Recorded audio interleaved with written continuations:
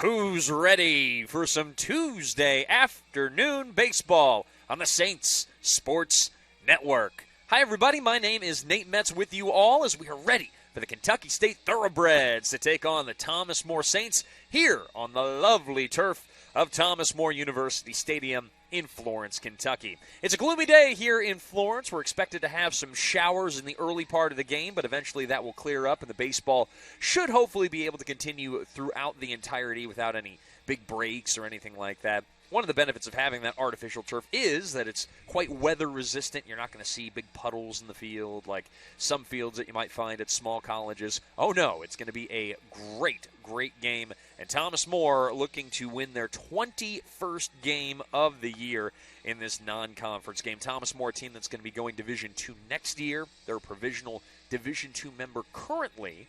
And they will join the likes of teams like Kentucky State, who are a Division II team in the NCAA, here next season.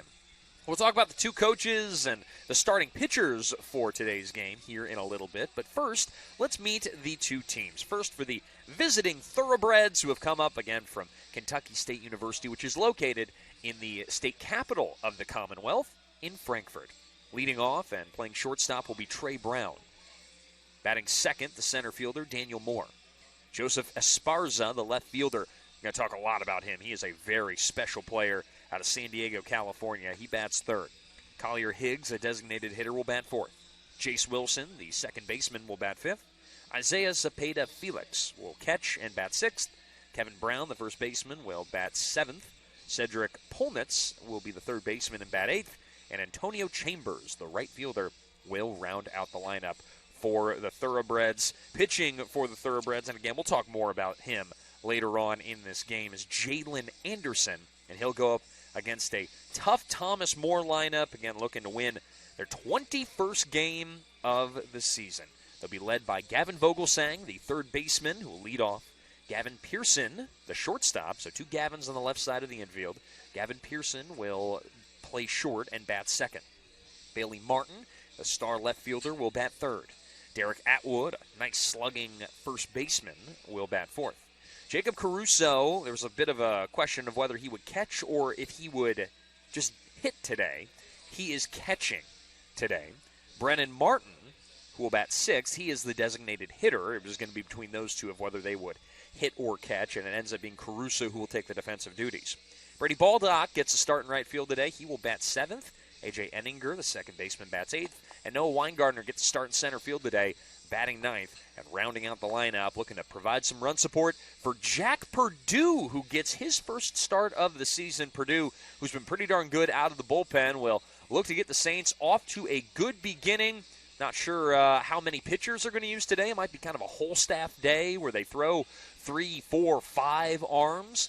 We're set for 9 innings. We're set for Thomas More baseball. It's all coming up here next after the break. Be back, everyone, on the Saints Sports Network.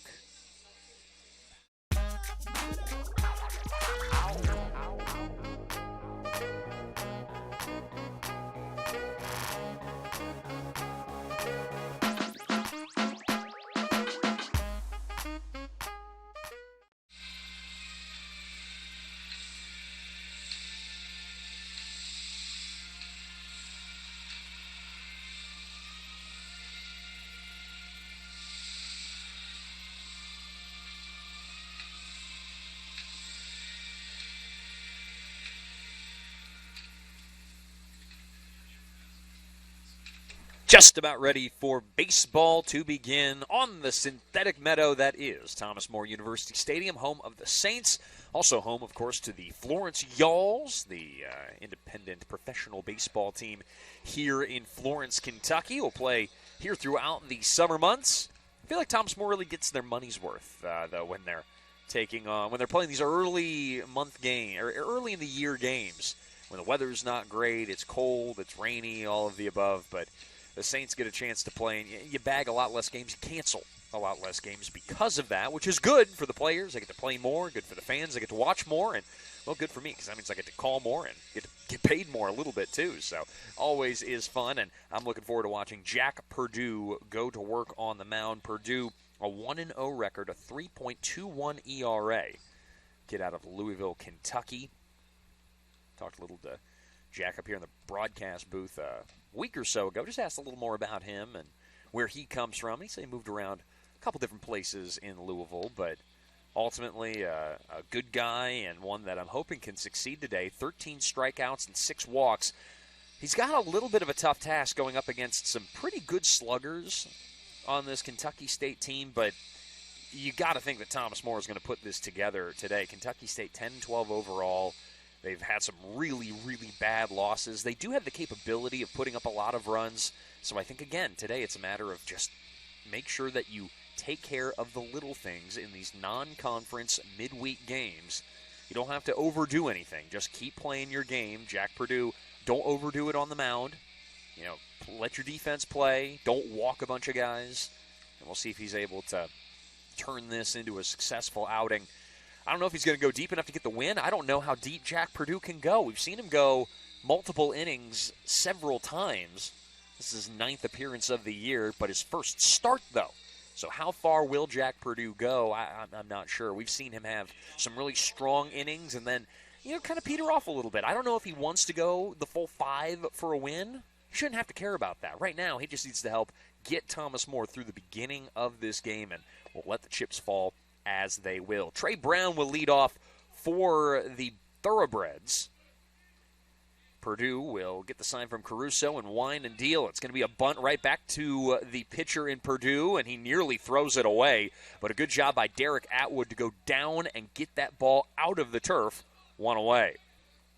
First pitch is at 3 o'clock on the dot. Love to see a baseball game get going on time. Love that indeed. Daniel Moore is up, 243 hitter on the year. And the first pitch to him will be a breaking ball that's in for a strike.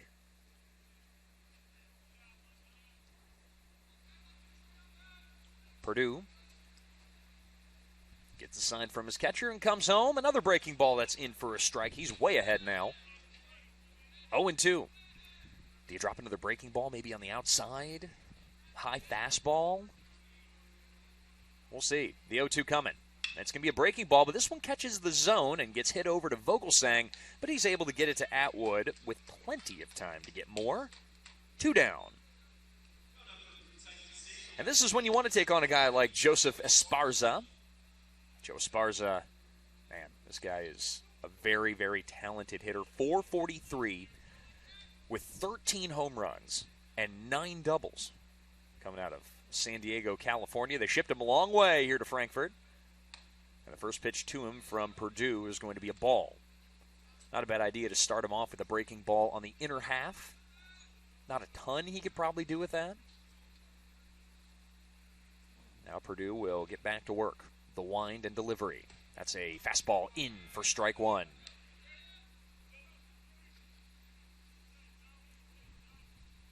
Center fielder Noah Weingartner shifted a little bit to the left, expecting a pull. Here's the 1-1. It's going to be a breaking ball. Ooh, just a bit low maybe. 2-1.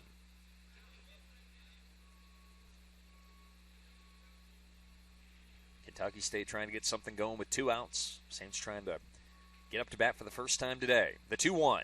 It'll be flied high into the air on the right side, but well out of here. Foul ball. So Purdue's worked it to a 2-2 count against Esparza. Can't be afraid of him here. You do have 1 pitch to work with, but you probably don't want to run it full against a hitter like Esparza. It's a breaking ball. It's going to be fouled off to the right side again. That's out of here. 2-2 count, nobody on. Gavin Pearson shifted over a little bit deep in the hole at shortstop. The 2-2. It's going to be a chopper over to Vogelsang. He'll come up, make the play in time. Nice play by Vogelsang to get it to Atwood. And the Saints are coming up to bat in the bottom of the first inning. Thoroughbreds go 1-2-3. No runs, no hits, no errors, nobody left on base. And you're tuned in to the Thomas More Saints Sports Network. So I just moved in with this family, and it's embarrassing. The little one, he likes to go outside and crawl around in the giant litter box. I don't know what he's doing. I mean, I was born and I knew how to use the litter box. Look at that. That's disgusting. Oh, poop already. You're making me nervous. Oh, okay, I can't look at this anymore. I really hope he grows out of this, for his sake. On the mound for the Thoroughbreds here of Kentucky State University will be Jalen Anderson.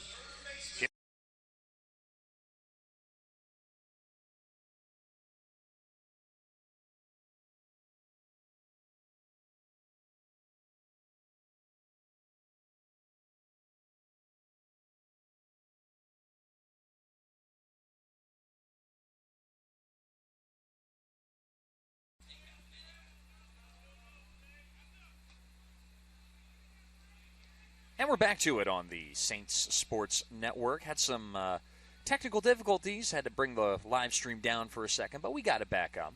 You haven't missed anything. Gavin Vogelsang still up to bat. 1-2 is the count. I was talking before, ended up getting cut off, about Jalen Anderson, the year that he's had so far. Only 12 innings pitched, so his ERA's ballooned a little bit. As the 1-2 will be swung on and hit to center field. Moore is barely having a move out there in center. He reaches up and makes the play. 1 down.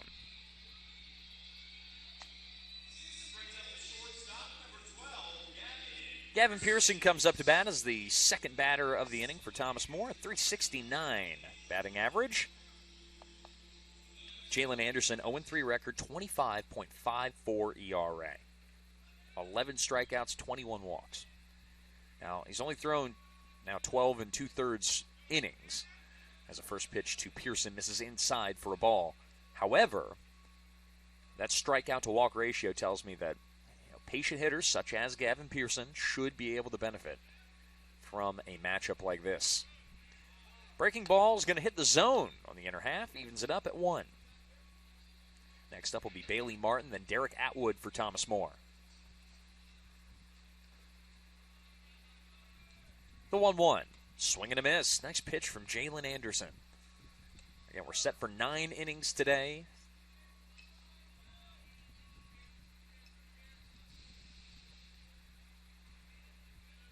Thomas More in their blue uniforms. Kentucky State in their green. Certainly easy to tell these two teams apart. As the 1-2 misses, it's now 2-2. Nobody on, 1 away. Anderson comes home. Swinging a grounder foul. Just down the third base line and knifing away. Taking a look at the weather. Mentioned that it's rainy at the very beginning of the broadcast. 49 degrees, a 7-mile-an-hour wind blowing from left to right. I don't really know if it's blowing out to right, more just a crosswind, almost in from left field. So got to keep an eye out on that as Pearson turns on a foul ball that nearly hits a worker. Good thing they wear their hard hats out there, right, just in case. But we're having a lot of construction being done down on the left. It's out of frame on the left field line, but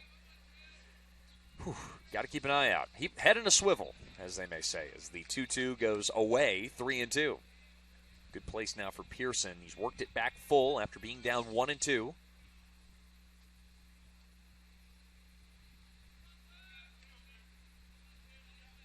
Here comes.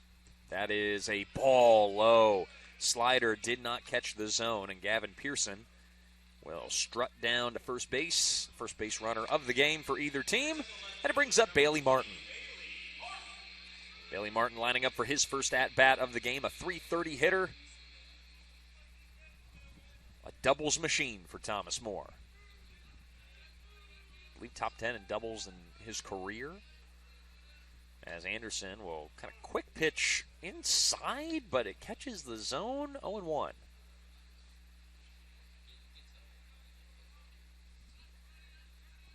Pearson, a short lead off at first base. And he will end up going. It's going to be a hit and run, and it gets through. Pearson able to get out of the way of the sharply hit ball, and he's going to have to hold up at second. That ball was hit almost too hard to move Pearson all the way up to third. He had to kind of olay out of the way. And Bailey Martin picks up the first hit of the game for Thomas More. And Derek Atwood's up. Derek Atwood, a .343 hitter. 2 runners on for him, 1 away. Infielder shading double play depth, at least in the middle. And Derek Atwood's going to turn on this one and drive it deep to left field. That ball's going back. That ball is at the wall. That ball is gonzo. A 3-run home run for Derek Atwood. And Thomas More jumps out to a 3-0 lead in the bottom of the first inning. Well, that didn't take long. Derek Atwood, this time pulling the baseball and knocking it out of the park. I've seen him hit home runs to right field. Kind of pushes the ball and really cranks it out of here. But this time, he caught a juicy one and peppered that hot tamale all the way into the Thomas More bullpen. So now the Saints have a nice lead to begin this game. Brings up Jacob Caruso, the catcher. Anderson will deal a fastball outside. Ball 1. Caruso, a .229 hitter, but a .379 OBP on base percentage. The 1-0 is going to be cued foul down the first base line.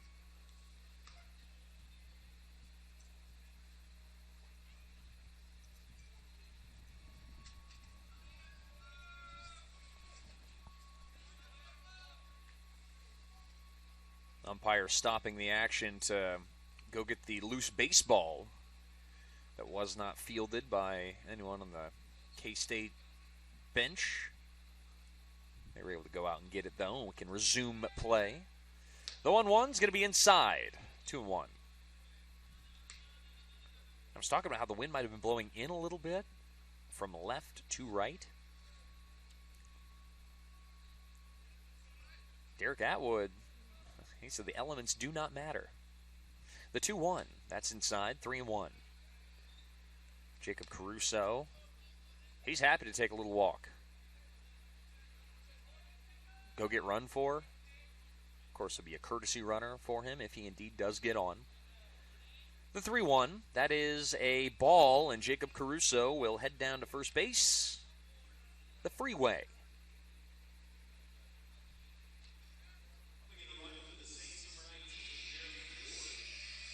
Jeremy Ward's going to come in and run for Jacob Caruso.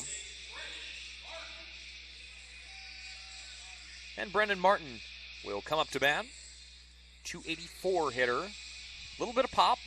A very long swing does Martin have. I'm shading all the way, as far as I can, legally, to the right. Here's the pitch to him. And, of course, he ends up hitting it to left field. It's going to be high enough, and, it gets right by Esparza in left field. Esparza going to be docked with an error in left field. That ball went right through his glove. Should have been an easy out. But that's not quite the case. Brendan Martin is aboard thanks to an error by the left fielder of the Kentucky State Thoroughbreds. Brady Baldock, who's been batting a lot better lately. .273 batting average. Find himself getting a start today. Had a great weekend against Shawnee State. Saw him have a good Saturday, personally. As the first pitch to him is outside for a ball, 1-0. Saints ended up winning one of those games on Saturday against Shawnee State in walk-off fashion, and then a 10-run rule in the 9-inning game. And then Brady Labor was on the call with you for the nail-biter on Sunday. Went to 10 innings as Baldock will rope this one down the left field line. That's down, and that could be good for an extra base hit. Rounding third and scoring easily will be Ward. And Brendan Martin will unhitch the trailer and get all the way up to third base. That's an RBI double for Brady Baldock. Saints now lead it by 4.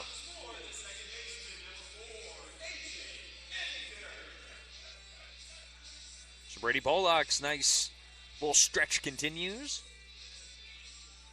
Again, Brendan Martin up to third base on that RBI double.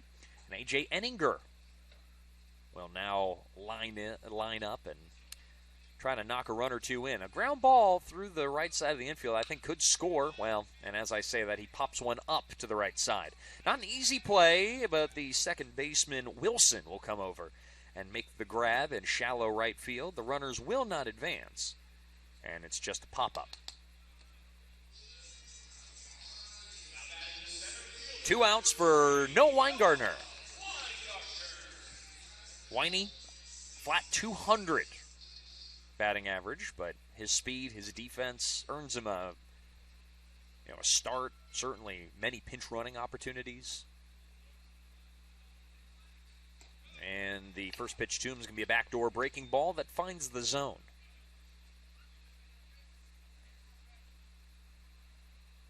Defense now playing pretty straight up for Weingartner. The 0-1. Breaking ball that's high and inside. Evens the count up.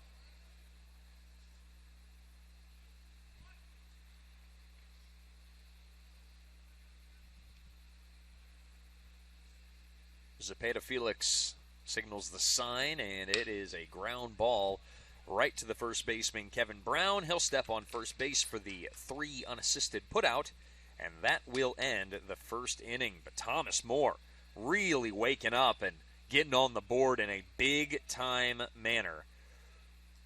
4 runs on 3 hits, 1 error, and 2 left on. Let's go to the top of the second inning. It's 4-0 Saints, and you're tuned in to the Saints Sports Network.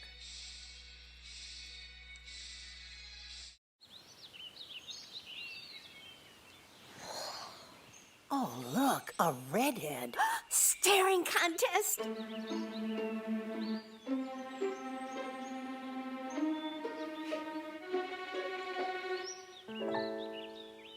You still got it. I know. Come alive with the forest. The dad was cute. You were looking right at us. Visit discovertheforest.org to find a forest near you. Collier Diggs leads off for the Kentucky State Thoroughbreds in the top of the second inning. Jack Perdue still out on the mound for Thomas More, and he fires a first pitch ball on the outside. Collier Higgs, the designated hitter, 286 batting average on the year. The lefty awaits the pitch from Perdue, and the 1-0 is going to be low, 2-0. Now Jack Perdue's got a little bit of run support. It's going to be up to him to make sure that Kentucky State does not get back into this game, and a good way to let them do that is to start walking guys. Here's the 2-0. It'll be a grounder up the middle. That's going to be through for a base hit. It's the first hit of the game for Kentucky State. First base runner as well in the top of the second inning, and that'll bring up Jace Wilson, the second baseman. Wilson, 279 hitter on the year. Collier Higgs, the DH. Got to try to keep him close over there. Not sure if they're going to run him.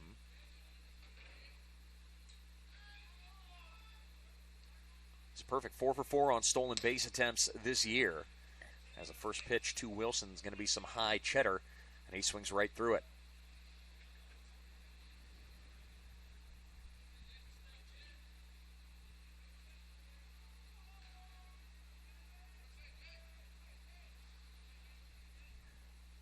Modest lead off at first from Higgs. And he'll not take off. He faked a steal and will jump back in as the 0-1 is fouled off. Makes it now 0-2.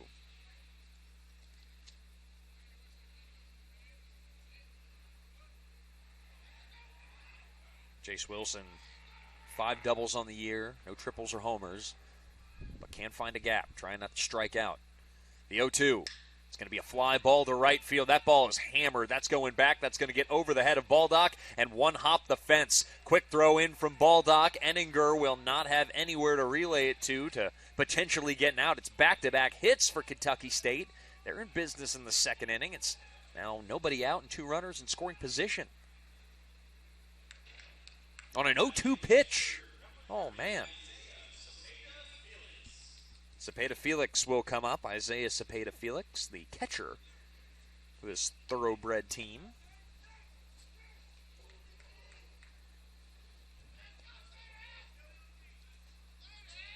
Zepeda Felix batting .273, not bad for a catcher at all.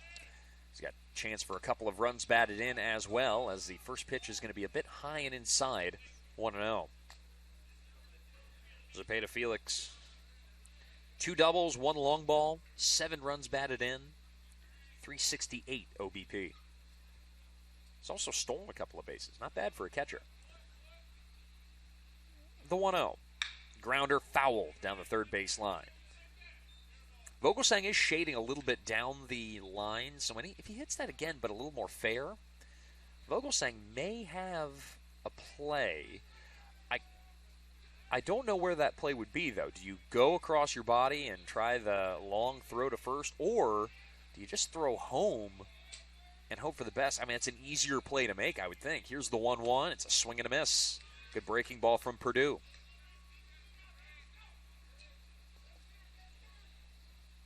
So we've seen hits on a 2-0 count.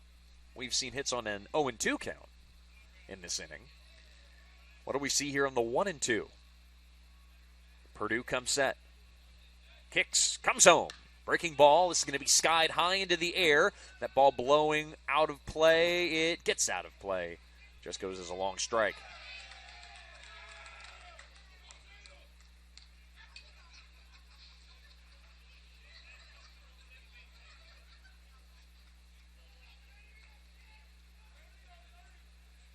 So the 1-2 again. Purdue absolutely looking for a strikeout here.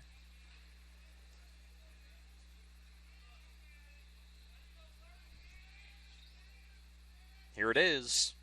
It's high, 2-2. Now that's the pitch he probably should have thrown to Jace Wilson on the 0-2, but ended up catching way too much zone.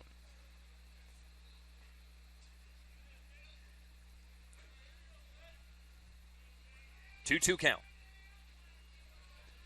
The pitch. Breaking ball hit up the middle for 1, maybe 2 runs batted in. There'll be a play at the plate. It's going to be close. They called him safe. Are you kidding?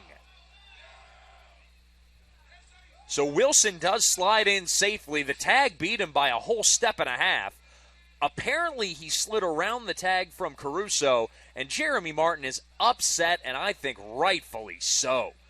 Goodness. It'll go as a 2. I mean, it's not going to change anything. It's going to be 2 runs in on that RBI single for Isaiah Zepeda Felix. But good golly, that throw beat him by a solid step and a half at least. Oh, man.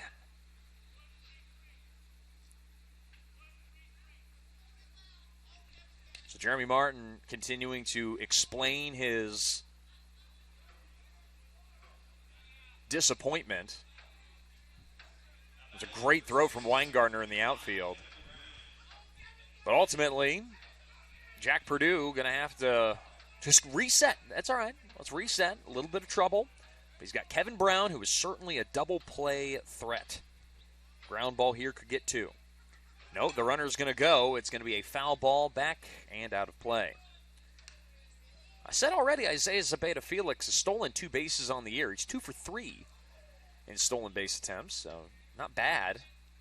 Again, you don't see catchers run that often, but he's trying to keep from getting into a double play situation. Kevin Brown awaits. It's a ground ball. This could be 2. Pearson will fire to Enninger. The volley over to Atwood. Nate Stradamus strikes again. 2 outs. Good job from Jack Purdue to induce that ground ball. Pearson flips to Enninger, and it's easy money over to Derek Atwood. Kevin Brown now is grounded into, surprised, only his 2nd double play of the year. But either way, it's going to be Cedric Polnitz who comes up to bat.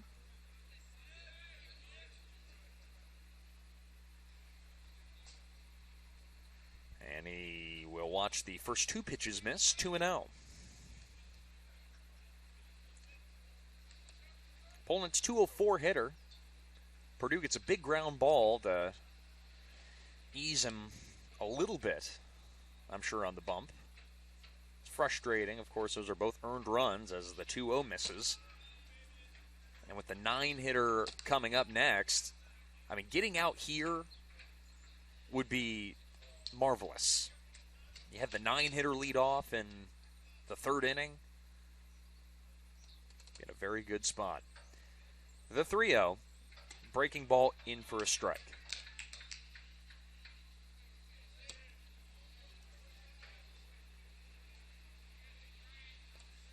(3-1), ground ball on the right side. Enninger will play it off of the turf, and that's going to be the 3rd out of the inning. So good job by Jack Perdue to bounce back after 2 runs come in on 3 hits, no errors, and no one left on. Heading to the bottom of the 2nd inning, Saints trying to get a couple of runs back. It's Saints 4, Thoroughbreds 2 on the Saints Sports Network.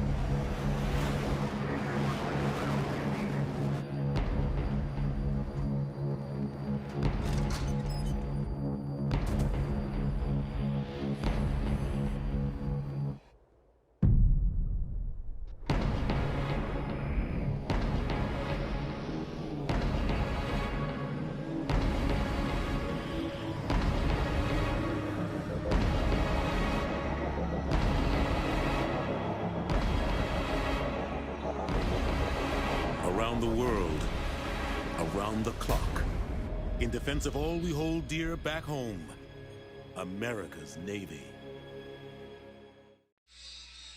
Back to the top of the lineup for Thomas More in the bottom of the 2nd inning. It'll be Gavin Vogelsang, Gavin Pearson, and Bailey Martin for TMU. Saints, not a team from Florence, Kentucky, but from not too far from Florence, Kentucky. Thomas More team normally stationed in Crestview Hills, Kentucky, which is not a town that many people know outside of. Heck, I know people in Cincinnati, a lot of people in Cincinnati. When I tell them, yeah, the Saints are actually in Crestview Hills, they're like, they get this just blank look on their face. They're like, where? Huh? But if you say Florence, if you say, if you were to say Florence, Newport, Covington, these are places that people from around, I would say the country are fairly familiar with, as Vogelsang will knuckle this one. That's a very, very strange hit for Gavin Vogelsang. That ball knuckled in the air and cut away from the shortstop. I don't think that was wind. I think that was spin off the bat of GV. And Vogelsang gets aboard with his first hit of the game. Gavin Pearson's now up. Yeah, I feel like Crestview Hills, though, unless you're from Northern Kentucky, will you know anything about that spot? I'd say it's closer to Florence than anywhere else. It's only, it's 5 minutes down the road. That's the nice thing about being here in Crestview Hills or in Florence, as a throw over will not be in time to get Vogelsang. Pearson with plenty of room to work with on the right side. He walked, came around, scored a run in the first inning. And he'll get this one. Oh, speared well by Polnitz, who gets up and gets it over in time. Great defensive play at the hot corner. One away. Cedric Polnitz down the line, knocking the ball down, getting up, gathering, making a nice play. I don't care if he's batting .204 on the year. He is. If he flashes the leather like that, you're putting him in the lineup every time, for defensive purposes alone. Very nice play. But you're only, 5 minutes away from Covington and Newport, maybe 10 minutes away from Covington and Newport. As Bailey Martin is up. 15 minutes away from Cincinnati right here. Opening week here for the Reds. I'm excited to go to opening day this year. It's, I think, Thursday. As the 1-0 to Bailey Martin's going to miss 2-0. I went last year for the first time, and I was born in Cincinnati, and my whole family's from there, or at least southwestern Ohio, and I've always really enjoyed going to the parade, but usually I worked downtown, but now that I work for myself, I can kind of go wherever I want during the day, which is good because it allows me to work more day games during the middle of the week like this. But going to opening day was always something I was always really interested in. Last year, even though the Reds were just terrible. And this year, I think we'll be better, even though some people, be it here in the greater Cincinnati area or Las Vegas, they don't really believe in the Reds as much as Bailey Martin will take a 4-pitch walk. But I'm optimistic. They're a young team this year, and opening day is such a fun cultural moment. I'm going to talk a lot about culture in the area on today's 9-inning broadcast, especially if this game gets out of hand, which it could. Now, if Kentucky State keeps putting up 2 runs an inning, they may make things interesting. As Derek Atwood's up to bat, he homered.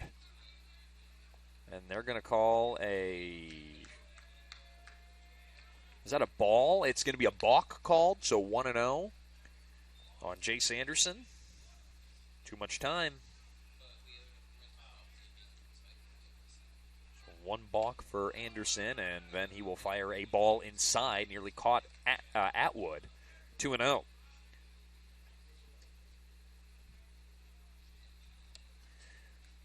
But the Reds are such a cultural team. I know the Bengals are the hot team right now in the area. In Kentucky, you have the Kentucky Wildcats, as the 2-0 is inside. I know that Big Blue Nation is a really big deal, and I have a lot of friends. I just spent the last couple of days in Lexington. Today, I woke up in Lexington, drove up here. I love Lex, and I love that area. As the 3-0 misses, that's high for a ball. Another walk. So back-to-back. That was only a 3-pitch walk, technically. But it'll load the bases up and bring up Jacob Caruso. Comes up to ZZ Top's Sharp Dressed Man. Great walk-up song. It's Thomas More Saints. They got some good walk-up songs, but I'll get to that here in a little bit. But the Cincinnati Reds are probably the most, I would say, beloved team generally, especially professionally, through this area. And a lot of older folk will be lucky enough to remember some World Series championship teams. As the first pitch to Caruso is going to be high into the air. That's going to be an infield fly. And it's caught in foul territory by the catcher Zepeda Felix. So Caruso squanders that opportunity. There's 1 away. Or, excuse me, 2 away.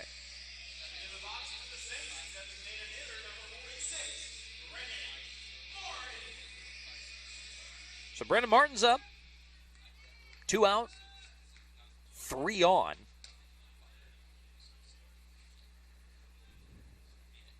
Of course, you go back, into the 60s when the Reds were really, really good. A lot of people forget about them as Martin watches a first pitch fastball miss outside. The Reds, even the 50s, 60s, the Reds were really darn good. And there were a couple of kind of dud years. But when you go back, you look at some of the players they have. Ted Kozlowski. The 1-0. Going to miss outside, 2-0. That's just one of them. You go through the Gus Bell days, and then you lead into the 70s. And, of course, the Big Red Machine is who everyone talks about, and rightfully so. That's maybe the greatest team outside of New York, the New York Yankees. Here's the 2-0, and that's going to be driven to right field. Get out, baseball. That ball is gone. That is a grand slam for Brennan Martin. Oh, big fella, don't trip going around second base. That is a huge fly for Thomas More. And Brennan Martin with a grand slam. First one of the year for him, but I said with that long swing of his, he can really put baseballs in a very dark place, and that dark place is in the visitors' bullpen at the moment. 4 runs for Thomas More in back-to-back innings. Saints 8, Thoroughbreds 2.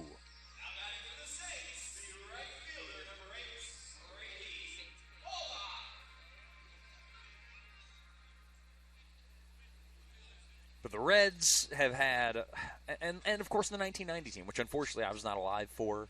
I didn't have a chance to really see those Reds, as Brady Baldock will come up and fly this one high into the air in right field. Esparza's back to make the catch, and he will indeed do so. I'll talk more about Reds baseball, and we'll have More NAI/Division II baseball coming up here in the top of the third inning. The Saints are boosted by a grand slam from Brennan Martin. They get 4 runs on 2 hits, no errors, and nobody left aboard. It's 8-2 Saints on the Saints Sports Network. It's always been a part of me to fight for those who couldn't fight for themselves. Whether on my block or around the world.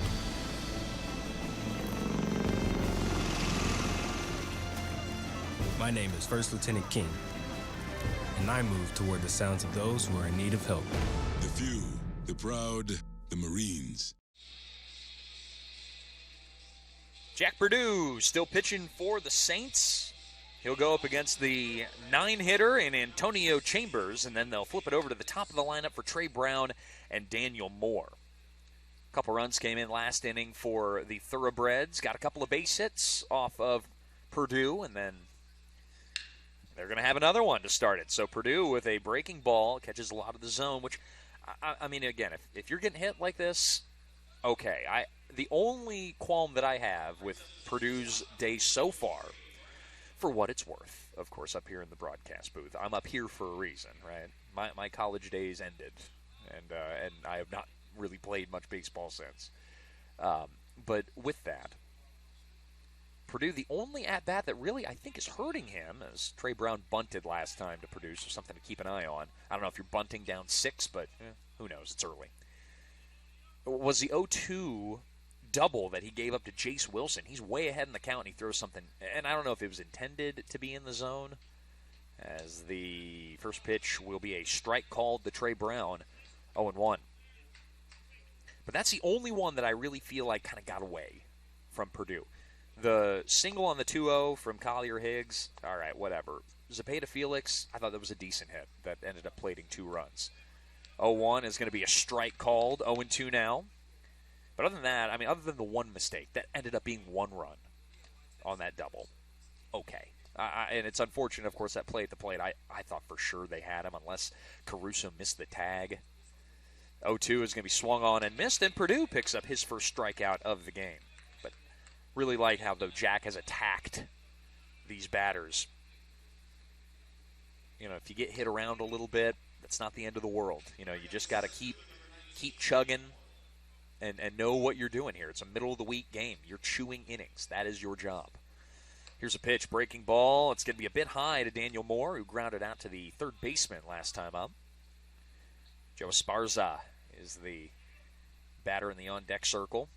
Be nice if you could just get a ground ball here, get 1 or 2 outs, and have as few have as few base runners aboard as possible for the big hitter. Quick check over at the runner at first was not in time, so we'll set it for the 1-0 again. Here comes. Breaking ball in for a strike, 1-1. Talk about the Reds a little bit in that last inning and how, you know, I know the Bengals are the hot team right now. Kentucky basketball hasn't been good. Louisville basketball was terrible. If you're looking at those high levels, like big fan bases in the area, meaning Kentucky, Southern Ohio, even Indiana. Indiana wasn't really, they were okay this year in basketball. Here's a little hit and run action that's going to be just a foul ball, 1-2. So when you look at those really big fan bases, FC Cincinnati, it's not culturally ingrained into Ohio, although they have been fun.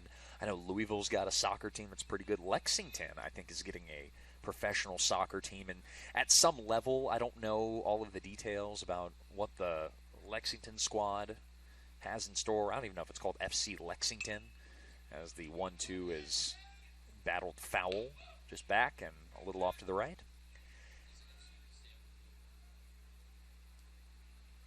Now the Reds, though, I mean, this is a team that goes, it's the oldest team in baseball, in professional baseball, as the 1-2 is going to be cranked foul down the left field line and into the construction zone. So we'll do it again. But the Reds in 1990 were super, super good. You had Barry Larkin, you had Chris Sabo, just to name a couple of the really, really great players. Eric the Red, right? Eric Davis. And then you get to the mid-'90s, and the Reds were – this is when I was like a small child. A lot of these guys weren't even born yet that are playing. I would say most of them wouldn't have been. But in 95, I was born in 94, and that was the year where baseball was basically all shut down. Here's the 1-2, breaking ball. Ooh, that nearly caught him, but instead it's just going to be a ball on the inner half. 2-2. But 94, you had the strike, so no baseball. 95, the Reds were really good. And if there was like a wild card situation like what we have today, I think the Reds would have been in that wild card game, and who knows what happens then. But no sense in going back retroactively and saying, oh, what if this, what if that. The playoffs have expanded so much over the years in Major League Baseball. You look back to until I think 1969. I want to say it was 69 or 67. It was only the winner of the NL versus the winner of the AL in the World Series. That was it. Here's the 2-2, and that runs in and gets him. So Daniel Moore going to reach after a very good at-bat. He earned it. I mean, he's going to wear that one and head down to first base with a hit by pitch. And it puts up Joseph Esparza, grounded to the third baseman last time up. But again, Esparza, 13 home runs and 9 doubles on the year. One you got to handle with kid gloves. Although one ground ball could get you, I suppose, out of the inning. And then, of course, it was, everyone kind of broke into divisions after that. I think it was just the East and the West, as this will be cued foul just to the left of Jacob Caruso, the catcher, in foul territory. 0-1 to Esparza. And again, you had the AL and the NL had their East and West divisions. I believe the Reds were in the West, which is weird to think that the Reds would be in the NL West, where you take on like the Dodgers. I think the Cubs might have been in there. Here's the 0-1. That's going to be roped right through the hole between the third baseman and shortstop for a base hit. But that's all it's going to be. No runs batted in. It's going to load him, though, as Joe Esparza gets his first hit of the ball game. One out, Collier Higgs, who singled off of Purdue last time. Came around, scored a run, eventually 2, is going to come up to bat. Action in the bullpen as we've got a conversation with Jack Purdue on the mound. I don't think this is the end of Purdue at the moment. They're going to let him work through this third inning. If it's up to me, which it is not, this is all for Jack. You let Jack get out of this scenario one way or another.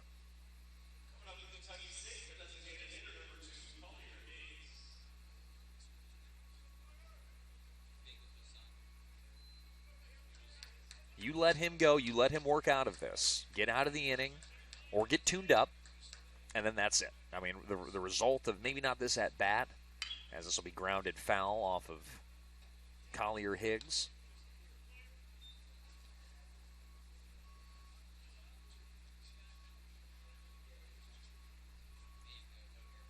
You hope for a ground ball. You get one ground ball, run comes in, no big deal. Get the outs. Get out of this. Limit the damage. The 1-2 is going to be grounded, or excuse me, the 0-1. I don't know where 1-2 came from. Now it's 0-2. Maybe it was the 0-1 to the batter wearing number 2 in his jersey. I don't know. You got to dive pretty deep into the depth of my mind, which is a scary place to be, I'm sure. You ask Brady Labor, he will answer that back in stereo. Here's the 0-2. Swinging a ground ball. It's going to be, did that hit him? Oh, it did, in the batter's box. So that may not be the worst thing for Thomas Moore. We'll wait and see how this shakes out, but it would have been probably just a RBI ground out to Atwood. Instead, Purdue's going to have an 0-2 count to work with again. And this ball's got to be out of the zone. Workable so that Caruso can knock it down, but here's the 0-2, and that is going to be low and in the turf. I don't mind that. That's doable. Caruso's a good defensive catcher. He should be able to keep that in front of him. Now, you don't want to bounce it in front of the plate, but, something low, though. I mean, a breaking ball, maybe something like that. You can play around a little bit here on the 1-2 even. Just don't get burned. Now the 1-2. That's a breaking ball outside. I don't hate it. Trying to nibble the back door. Evens it up at 2-2, and now you got to play. Now we play.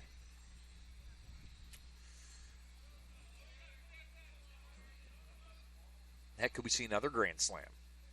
Back-to-back half innings with a grand slam. That would be something. For Jack's sake, I hope that's not the case. Here's the 2-2. It's going to be fouled. Heck, all of Thomas Moore's sake, we don't need an 8-6 game. Can you imagine that through, 2.5 innings?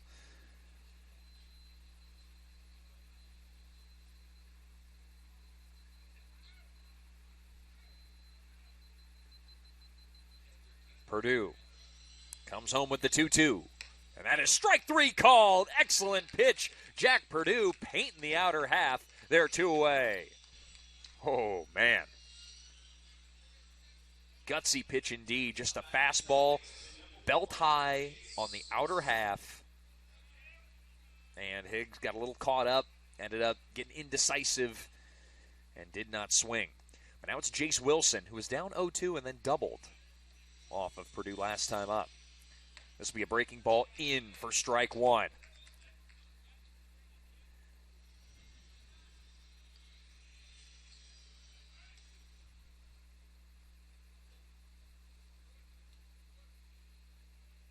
Bases are loaded. There are 2 outs, and 0-1 count to Wilson. The kick and delivery. That's going to be a chopper. That's going to be playable for Vogelsang, who easily steps on third. And Jack Purdue, who Houdini's his way out of the inning. No runs come in on 2 hits, no errors, and 3 get stranded. Let's go to the bottom of the third where the Thomas More Saints, I almost said Reds. We'll talk more about them here when we're back. But when the Saints lead it 8-2 here on the Saints Sports Network. Did you hear about the pony with a sore throat? He was a little horse. Can I tell you a cat joke? Just kidding. Why couldn't the Why was the basketball court all wet? Why?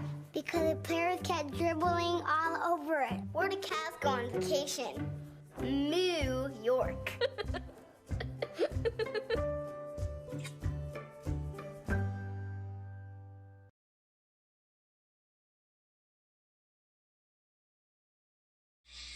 All right, bottom of the third inning. Saints leading it by 6. That's going to be A.J. Enninger, Noah Weingartner, then the top of the order in the third. But yeah, you get through the 90s for the Reds, and then things started to get kind of cruddy. And it was not fun being a Reds fan when most of these guys that are playing were born. Late 90s were kind of fun, like the very, very late 90s. These guys would remember that. I kind of remember it because I loved Aaron Boone. Of course, manager of the Yankees. He had a great career as a Yankee as well, but A.J. Enninger comes up to bat, still working against Jalen Anderson. But I loved Aaron Boone, Adam Dunn, the big donkey. Everyone loves Adam Dunn. Who doesn't love Adam Dunn?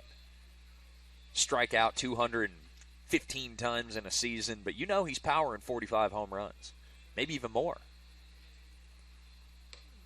First pitch is going to be high. That's going to be a ball. And Ken Griffey Jr., of course, I saw he's still the 3rd highest paid Reds player on their roster this year, as Enninger will foul this one, makes it 1-1 now. And that's because of the way his contract was set up. It was so back-heavy. You can go. You can look. Joey Votto is the highest-paid Red. Then Will Myers, who they brought in, former, I believe, Rookie of the Year Will Myers. Might have been an All-Star once or twice. I think Will Myers has found a good home in Cincinnati. Not a crazy big, player, but here's Enninger popping this one up in foul territory on the right side. Coming over and making the nice catch is Kevin Brown. And there's 1 away. And then once those guys kind of got a little older and we got into 2005 and 2004, the Reds they weren't really putting together very competitive rosters. They were competitive. They'd win mid-70s as far as wins per year. As Weingartner watches the first pitch run outside. No, Weingartner grounded out to the first baseman to end the first inning. That's his 1 at-bat so far. And he'll square around to bunt and bunt it foul. So it's 1-1 to Weingartner. But there were some fun players that, with the Reds back then. I really liked. And eventually Aaron Harang, came out of that. Bronson Arroyo came over from Boston. Built a decent pitching staff. Who was their closer? Francisco Cordero. Remember Coco Cordero? As the 1-1's outside, 2-1. It's going to be swung on and hit high into the air in center field. Should be very easily caught by Moore, and it is.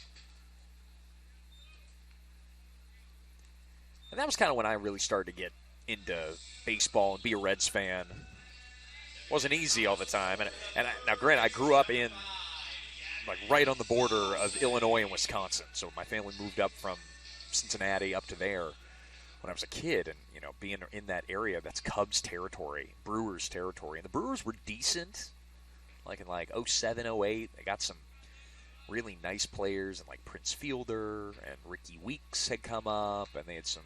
I think that was the year they also traded for CC Sabathia. Might have been 08 or 09. It was right in that little pocket where the Brewers got really good, and the Cubs weren't bad. They weren't great either. As Gavin Vogelsang will swing and miss at the first pitch, 0-1. But then, 08 came around for the Reds, 07, 08, and we got this stud named Joey Votto. Here's the 0-1, swung on and missed. Oh, looked like Vogelsang was swinging a garden hose there. He nearly falls over. Gavin Vogelsang, not one who's often fooled at the dish, as it's now, 1-2 is the count.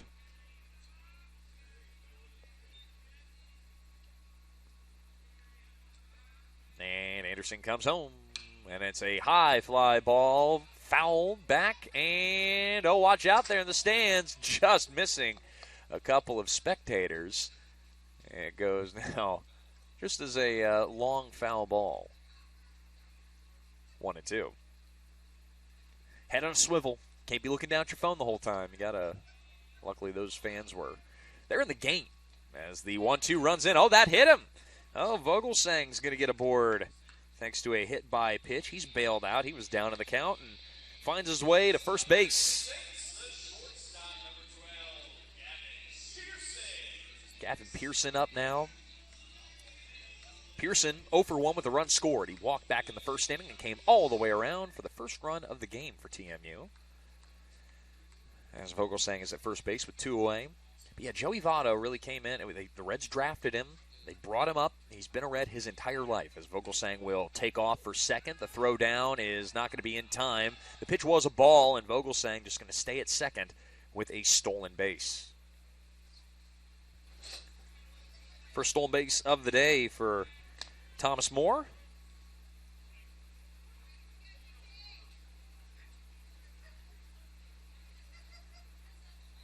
For Vogelsang, that is stolen base number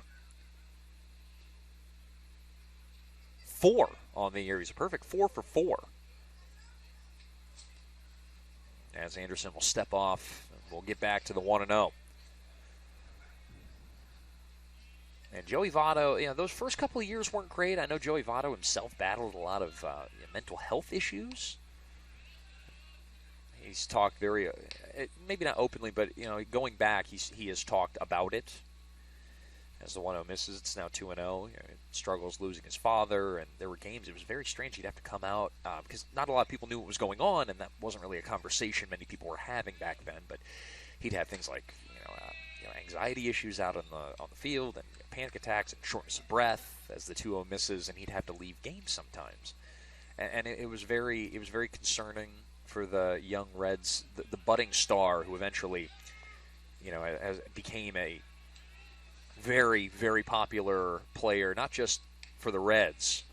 As the 3-0 misses, that's going to be a ball and another walk for Thomas Moore. 2 runners on now.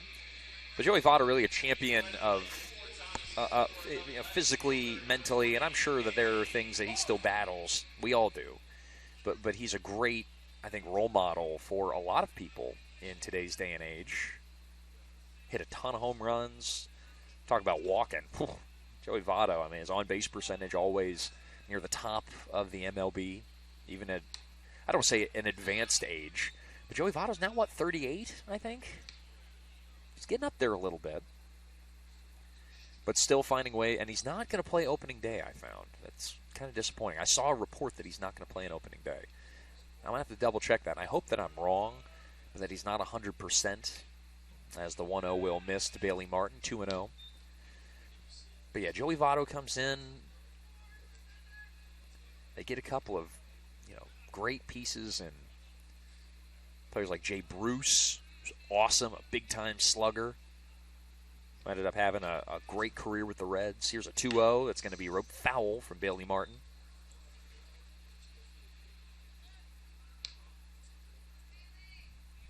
But, yeah, I remember those days very fondly when the Reds started really turning it on in, 2010.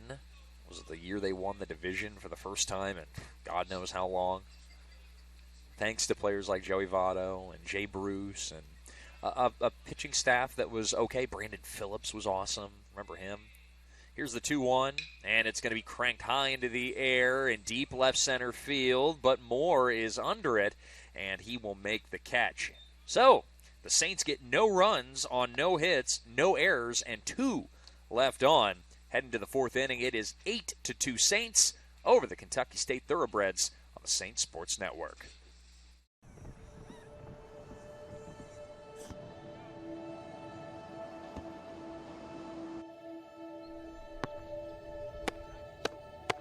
Good.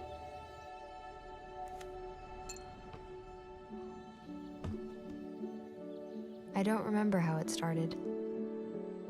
Go to that. Oh boy.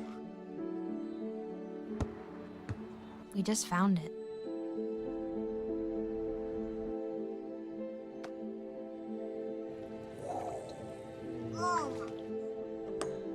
Our back and forth.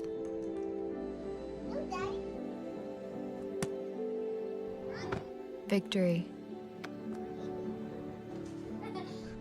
Fumble. Repeat.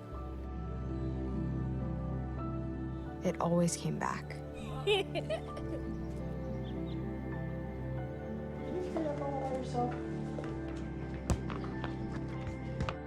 Dad! Whoa! You made time.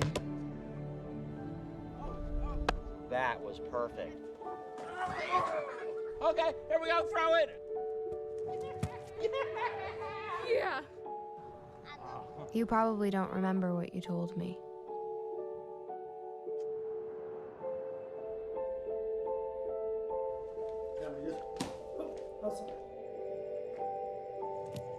Nice.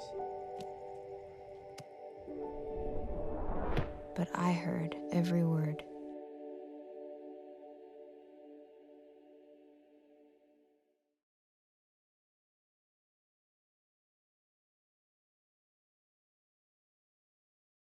Well, the day for Jack Purdue is done, and he will leave with his team in the lead.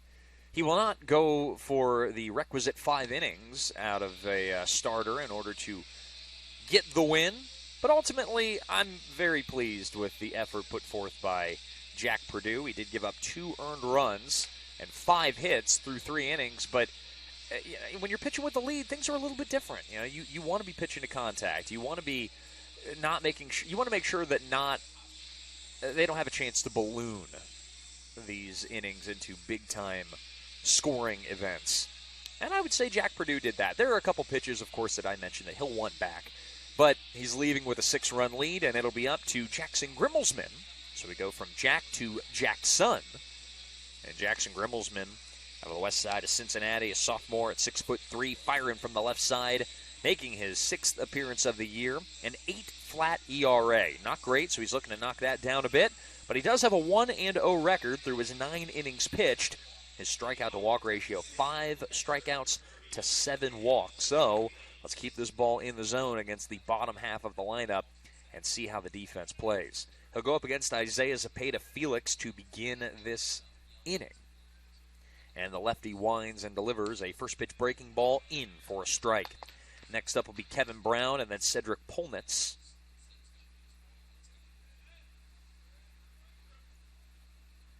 As Grimmelsman comes home, and it's going to be a grounder to Vogelsang, who fields at the hot corner and gets it across the diamond to Atwood in time to get the speedy catcher.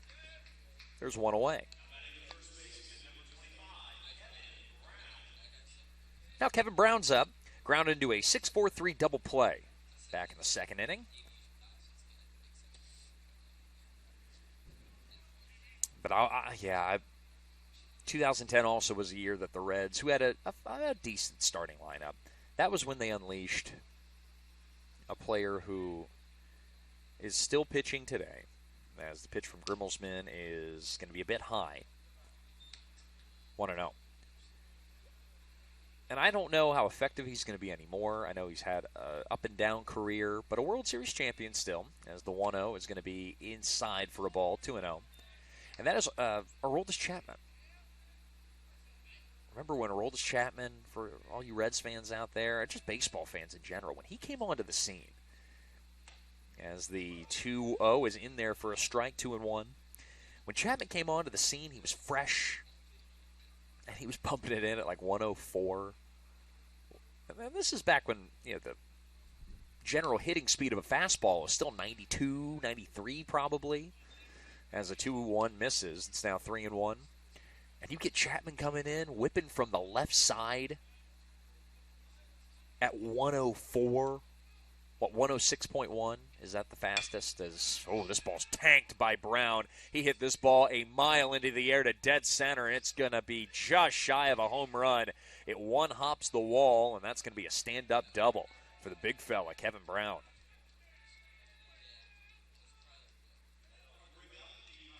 Cedric Polnitz, he hit that to the wrong part of the ballpark, by the way. If he hits that left or right, that ball's gone. But instead he hit it to dead, straight center field. And it brings up Cedric Polnitz, who grounded to the second baseman back in the second inning, to end the inning, actually.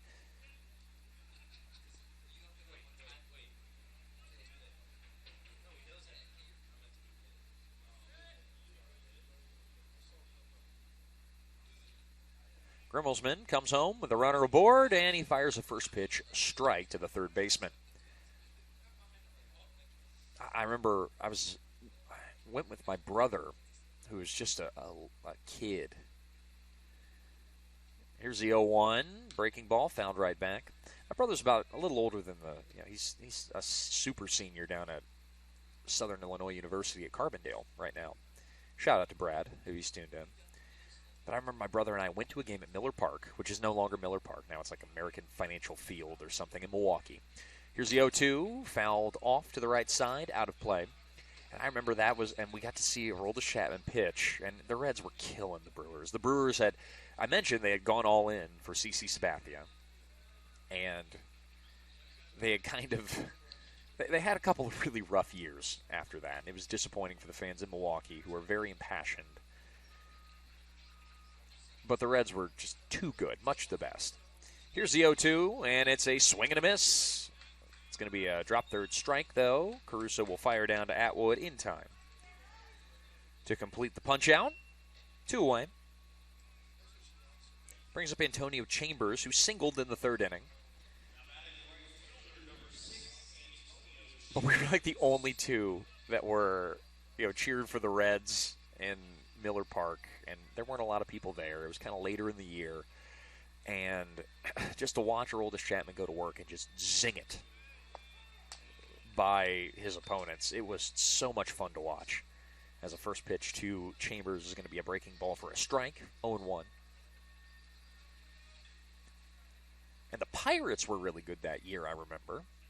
Here's the 0-1, which is outside, 1-1. And, of course, now, 13 years later, the times have changed a little bit. Pirates and the Reds going to be toward the bottom, probably, of the NL Central this year. I think the Reds, I'd like to think the Reds would be further along than the Pirates.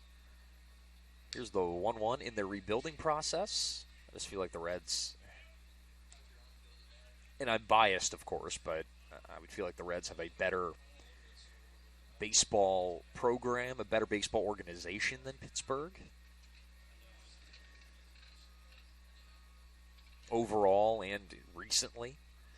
Here's the 1-2 from Grimmelsman. That is a breaking ball low. 2-2.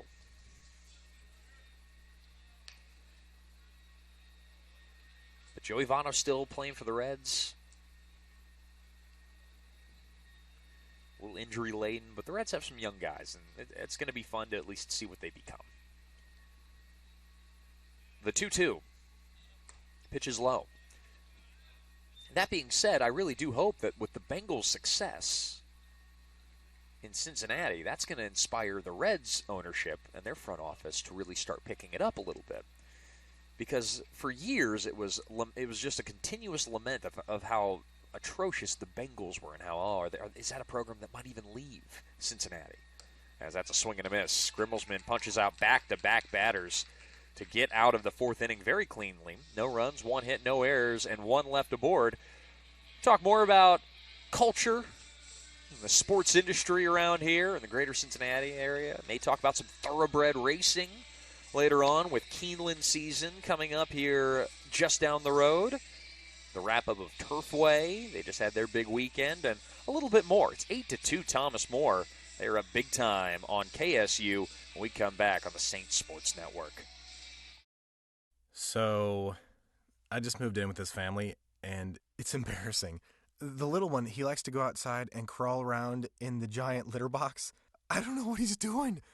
I mean, I was born and I knew how to use the litter box. Look at that. That's disgusting. Oh, poop already. You're making me nervous. Oh, okay, I can't look at this anymore. I really hope he grows out of this, for his sake.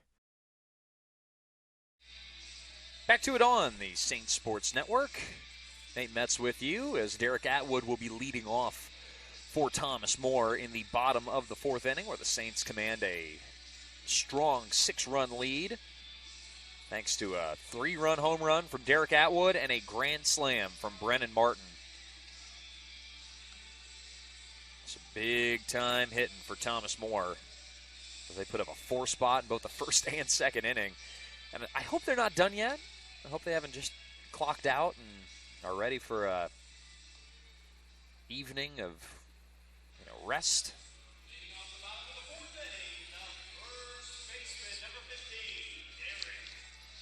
Derek Atwood, 1 for 1 with that home run. He scored twice so far.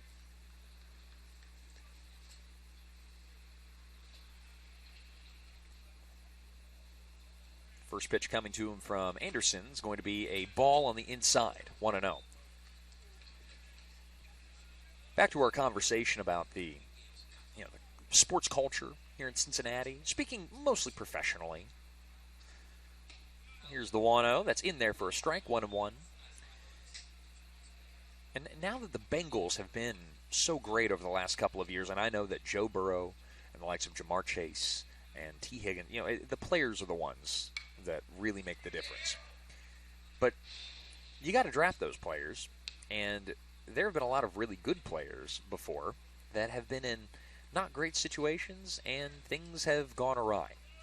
The Bengals have not fumbled the bag, if you will, to put it in young people terms today, as this breaking ball on the 1-2 pitch will hit Atwood, so he's aboard for the third time today. And it brings up Jacob Caruso. Caruso, 0 for 1 with a run scored. Well, I guess he didn't score the run. Jeremy Ward did, but he did walk back in the first inning. And then popped up to the catcher back in the second. Infield pinched a little bit. They're reading bunt, and a bunt will be put down by Caruso down the first base line. Anderson going to throw it away. That's going to be a sacrifice and an error, as that'll move the runner up to third in Atwood. Caruso doing a good job of getting that bunt down the first base line. Jeremy Ward will come in and run for him.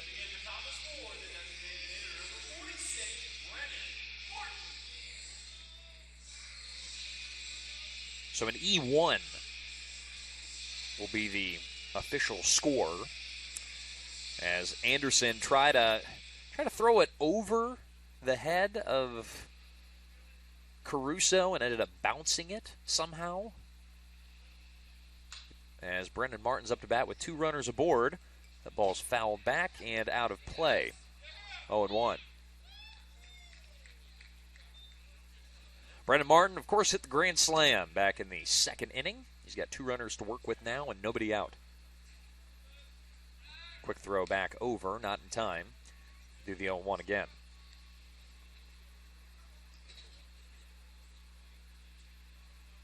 Martin, cool, calm, collected there on the left-handed batter's box. Ready for the 0-1.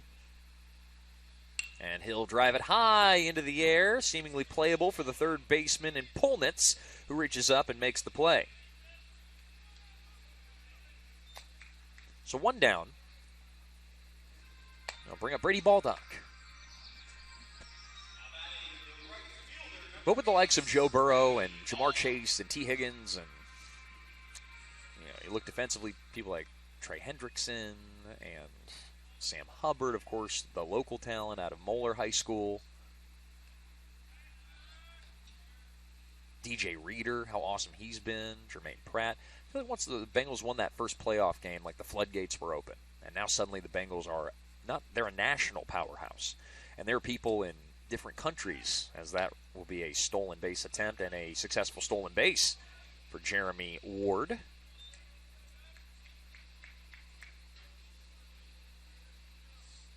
So Ward swipes a bag. There are 2 runners in scoring position now for Baldock, who's already doubled home a run today. You can get 2 more runs batted in if he can make contact. This time he's going to foul it back. 0-1, or excuse me, 1-1.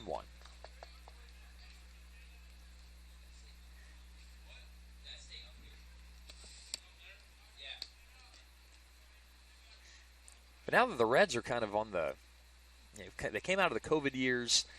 In 2020, in that shortened year, that's going to run and hit Baldock, breaking ball that didn't break nearly enough. So the bases will be loaded. With only 1 out for A.J. Enninger. The Reds had that one good year. Trevor Bauer win the Cy Young Award. I believe Trevor Bauer signed to play in Japan. Did I see that right? Did I read that right? I believe he's going to be playing in Japan,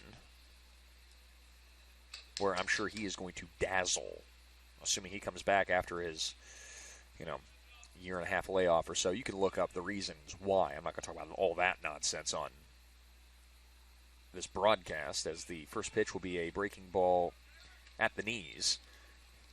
But regardless of the off-the-field stuff, Trevor Bauer, hard to deny that he is an extremely talented pitcher, both for the then Cleveland Indians, now, of course, the Guardians, and eventually getting traded to the Reds and then Dodgers. Well, it didn't get traded to the Dodgers, but signed by the Dodgers. And now out of that contract and out to Japan. Enninger with a 1-1 count. Looked to drive in a run or 2 with a base hit. Here's the 1-1. Just outside, back pick on the way. That is nearly in time, but just a little bit in front. It was kind of a tough throw. That first baseman, Kevin Brown, had to go a long way to tag Baldock. When the bases are loaded like that, a back pick is not super easy.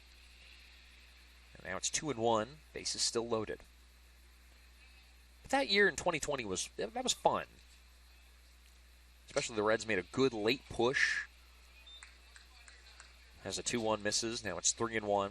A good late push to get him to the playoffs and to take it on the Braves. And if you were old enough to remember back in 2020, the Reds didn't score a run in that whole 2-game series. As Enninger will walk, that'll score a run. And that was an extremely painful playoff series against the Braves. One that the Reds very well should have won, I think. Oh, Ben Duncan's going to bat, so we've got a pinch hitter coming up now for Thomas More. Ben Duncan with the bases loaded. Good chance for him to add a couple of runs batted into his total this year. Sac fly would do it as well.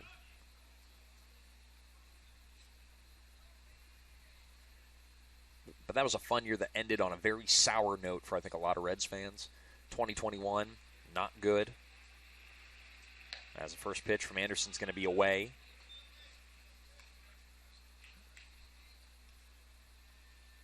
And then 2022, last year, well, you all know, Reds lost 100 games for the first time, and it was the second time in their 150-year history or whatever.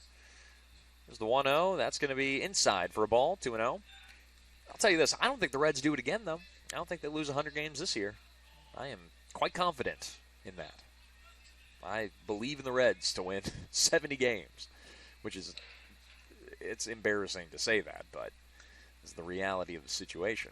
The 2-0, breaking ball, that's outside, 3-0. But opening day in Cincinnati is still a special event. And with the young group of guys, I hate having to say, well, you know, the Reds, they're set to win in 2025. I hate wishing away life, right? You're wishing away the seasons. Here's a 3-0. That's going to be high and inside, and that's going to be an RBI walk. So Enninger gets an RBI walk, and then Ben Duncan gets an RBI walk. It's now 10-2 in favor of Thomas More. Seemingly much the best in this one. Gavin Vogelsang is now up, and we're going to have a quick chat out on the mound. We do have action in the Kentucky State bullpen. I'm going to step away for 30 seconds. I'm going to take a little break. I'll be back here, folks, in a half a minute on the Saints Sports Network. Oh, look, a redhead. Staring contest.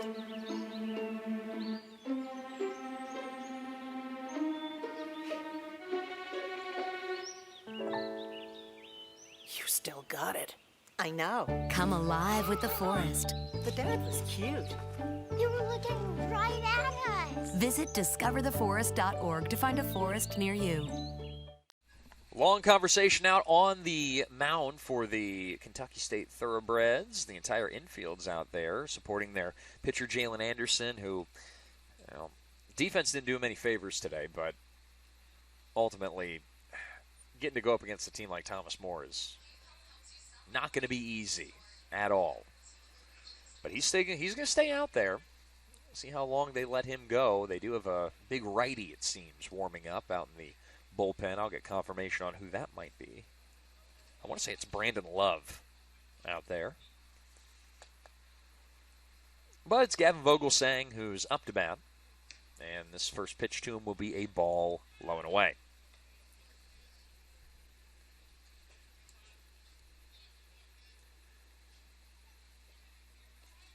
But opening day, the opening day parade in Cincinnati, I mean, this is a tradition in this town, in this area. People come from Louisville and Indianapolis, all over Reds country. That's going to be a pickoff play to third base. Don't see that too many times, but it happened.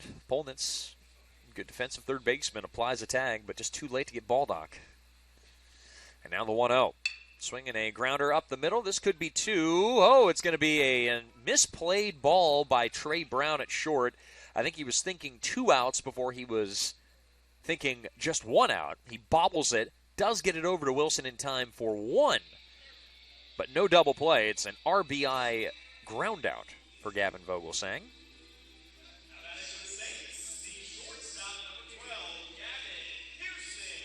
So Duncan is retired going to second.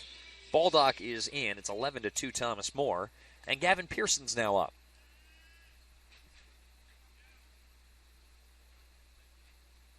The pitch, that's going to be low and inside, 1-0.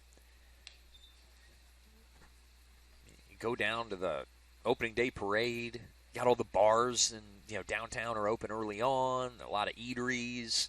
And you bring your kids out. I don't know how many students. I know students ask off from school, or they just don't show up. They'll skip class. Not that I ever did anything like that. Never. Well, I didn't go to high school also in Cincinnati. Just a little bit of grade school is all. Here's the 1-1 from Anderson. And it's going to be grounded. Oh, off the bag at third. Polnitz will make the long throw across the diamond, but not in time. I really like that Polnitz third baseman. He did everything he could to make that play, but that's going to go as a single for Gavin Pearson. It scores Enninger, and the Saints are up 12-2. That is a hard play. Off of the base, Polnitz reaches up, grabs, immediately transfers and fires, and it was a dart. Just not quite in time to get a speedy Pearson. Brings up Bailey Martin. And Martin will watch a breaking ball drop inside, 1-0.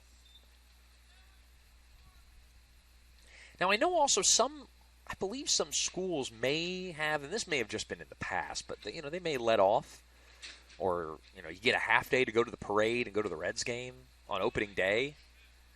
And that may have been a years past. I'll have to ask some of the boys up here in the broadcast booth with me, see if they ever got off to go to a Reds game or something like that. But baseball is in our blood here in northern Kentucky, but Cincinnati especially, as this is grounded foul by a kid from northern Kentucky, Bailey Martin. And with this roster for Thomas More being made up of mostly kids from Reds country, mostly from Cincinnati, but northern Kentucky, of course, some Louisville, which is definitely Reds country, or Louisville, as of course I'm supposed to say. But even southern Kentucky, I mean, you can get some Braves fans in there. Pirate fans maybe, as the 2-1's going to be coasted into the air, but Moore will get under it. All 9 batters come up for Thomas More, but that's all here in the 4th inning as 4 runs come in on 1 hit. No errors, or excuse me, 1 error, and 2 left aboard. The Saints lead it by 10. As we go to the 5th inning, it is 12-2, Thomas More on the Saints Sports Network.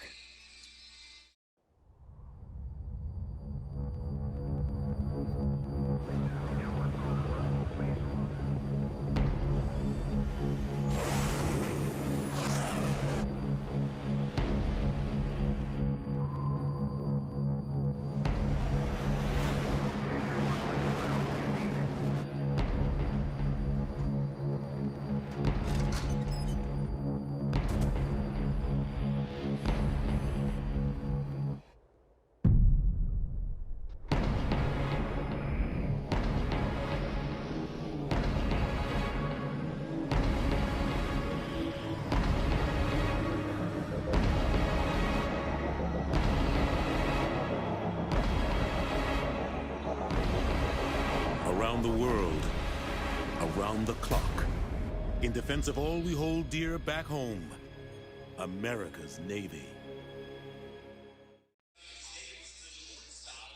Top of the lineup for the Thoroughbreds. Trey Brown will lead off for the Kentucky State squad. 0 for 2 with a strikeout and a ground out to the pitcher.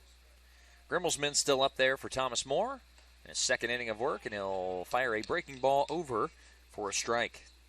A couple of substitutions for Thomas More in the field. Ben Duncan out in center field, and Jeremy Ward will now play 3rd for Gavin Vogelsang. As the 0-1 is swung on and missed. 0-2.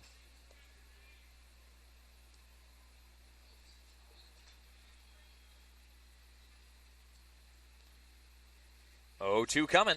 And swinging a miss. Strike 3. Grimmelsman punches out his 3rd batter in a row.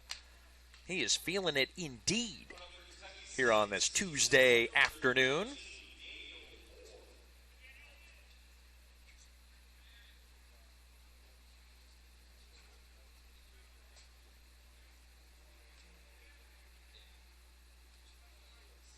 Brings up Daniel Moore.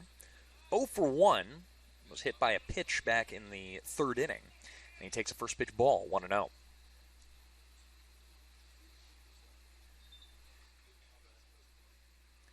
1-0 coming. It's going to be a grounder over to the 3rd baseman, Ward. It eats him up a bit. He regathers, fires, not in time. That's going to be a, let's see, official score. What are we going to call that one? In my opinion, that is a E5. Unfortunately for Jeremy Ward, he's going to wear that one, but Grimmelsman did his job. He got the ground ball, just couldn't be played properly.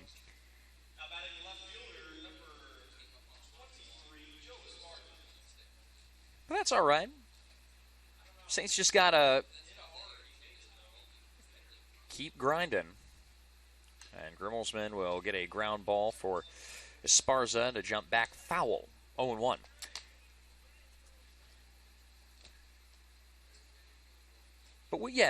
I think it's appropriate to talk a little about the Reds, especially in a 10-run game like this in the fifth inning, excuse me. Grimmelsman comes home, pitches outside, 1-1. But I will be there. I will be at opening day. I'm getting down there. I have some friends that are season ticket holders. Now, considering I don't spend my summer in the United States, and yeah, I'm just not going to be a season ticket holder for the Reds. Here's the 1-1. If I can have like a season ticket package where it's like April, May, and even April, I'm down in Kentucky at Keeneland most of the time, so I'm not going to those games a lot. So we're going to do, a May, August, September season ticket package. And I don't know if the Reds will be selling any tickets in August and September this year, as the runner will go and Esparza will foul back the 2-1. It's now 2-2.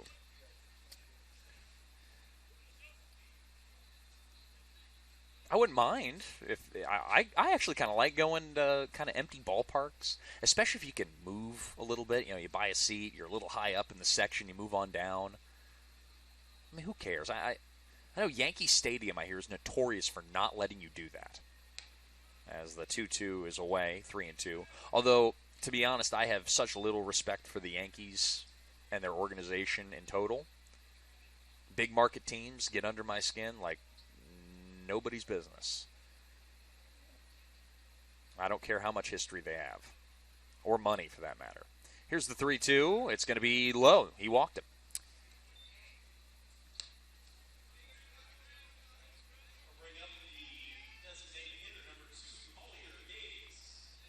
Collier Diggs will come up now.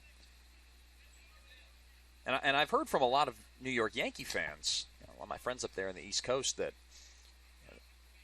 at old Yankee Stadium you could kind of do that. You know, if you had it, if there was maybe a day where not a lot of people were at the game, which blows my mind. I mean, you're in the biggest city in America, and you I just don't understand how you can't sell out every game. That's a swing and a miss, and that goes for the Mets. That goes for the Dodgers, who I believe do get really good crowds, always. Does Los Angeles. Houston, Chicago, and Cub fans. I mean, Cub fans do show out, always, even if their team's terrible. Oh, and Grimmelsman will pick off the runner. Now Moore's in a bit of a pickle. It'll be a quick throw over in time and played smoothly from Ward to Pearson, covering the bag. So it'll go 1-5-6 on that caught stealing attempt. And they're 2 down. Collier Diggs still up to bat. 0-1 count to him. Here's the 0-1. And it is a strike. 0-2 now. Yeah, but when you look at these teams like the Yankees especially, the Yankees are a team that they haven't won a World Series since, when was it? It's been over a decade now, which I'm not bothered by one bit. And I know they've won like 20. Yankees fans always remind you too. It's like 27 rings, man. Here's the 1-2, and it's a high fly ball hit on the shallow part of the outfield. Endinger calling for it. He will reach up and make the play. I guess Ben Duncan didn't hear him hollering for it, but regardless, no collision. Thomas Moore gets out of the inning unscathed. No runs on no hits, 1 error, and 1 left on. Going to the bottom of the 5th inning, halfway home technically here on the Saints Sports Network, where the score currently is Thomas Moore 12, Kentucky State 2. It's always been a part of me to fight for those who couldn't fight for themselves. Whether on my block or around the world.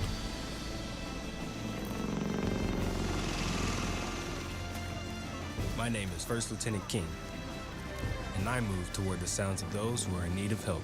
The few, the proud, the Marines. Back to it on the Saints Sports Network. Nate Metz with you on the broadcast, a champion of small market baseball programs and the voice of the Thomas More Saints. Here the Saints lead it by 10 at the moment.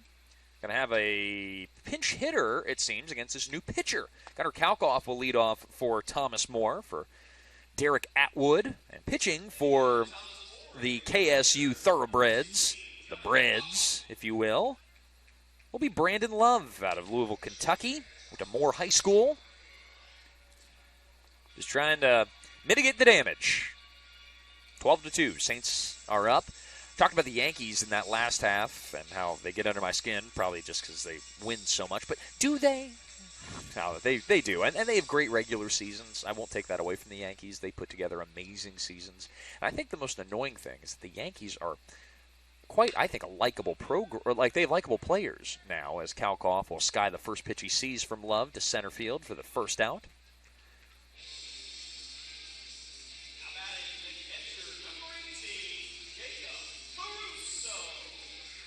Jacob Caruso's up 0 for 1 with a walk.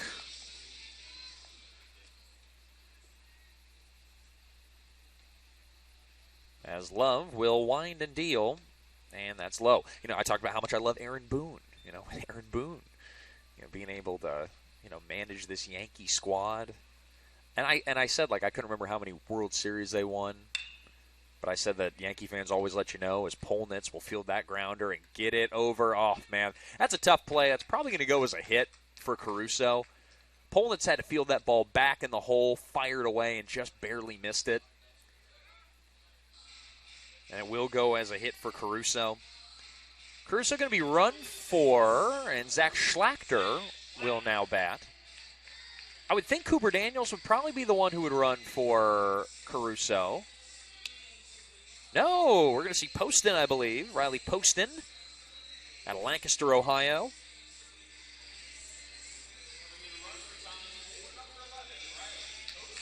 And I was right when I said, they say, 27 rings, man, 27 rings. They do have 27 world championships, and it has been over a decade since they won their last one.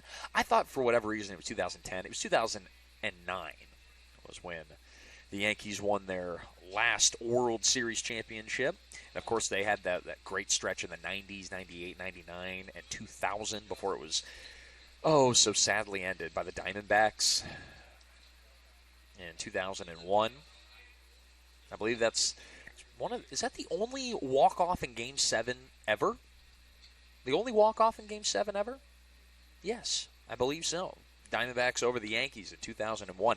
And, of course, that was a destiny year. As Schlachter awaits the 1-0, and it's in there for a strike, 1-1. And that was kind of a destiny year for New York. I mean, they had won 3 World Series in a row. Of course, the terrible attack on the World Trade Centers took place in September, just a month before the playoffs. And the Yankees have this, they're playing a team of the Diamondbacks. Now, the D-backs, I believe, did they have the big unit on their team that year? I want to say Randy Johnson was on that team. Here's a 2-1 to Schlachter. That's in for a strike, 2-2, as the rain is starting to sprinkle, I think, a little bit up here in the, maybe just a smidge, just a misting here in northern Kentucky. That team had Craig Counsell. Talk about him as the manager of the Brewers. As Schlachter will ground this one up the middle. It's played well by Wilson. He turns the double play.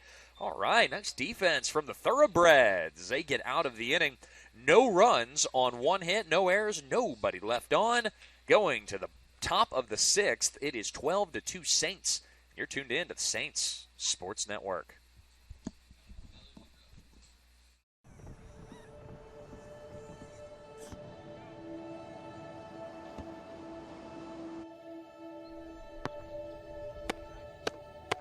Good.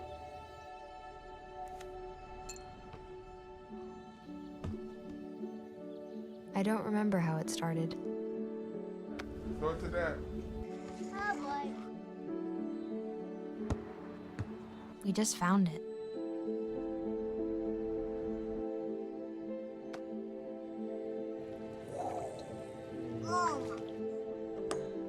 Our back and forth.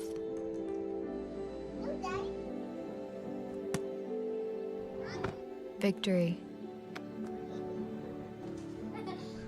Fumble. Repeat. It always came back. Dad!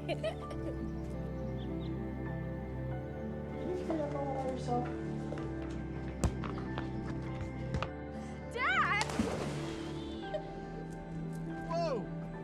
You made time. That was perfect. Okay, here we go, throw it! Yeah. You probably don't remember what you told me.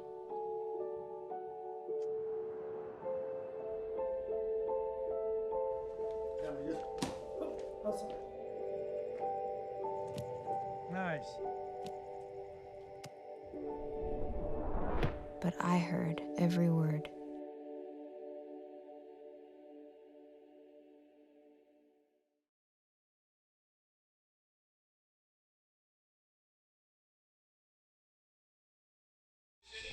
Back to it on the Saint Sports Network. Nate Metz with you on this call. We've made it to the top of the 6th inning.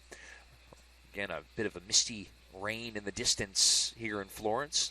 It's an ominous scene, but it has not been a very mysterious game. Thomas More has taken it to the Thoroughbreds and have taken it to him early.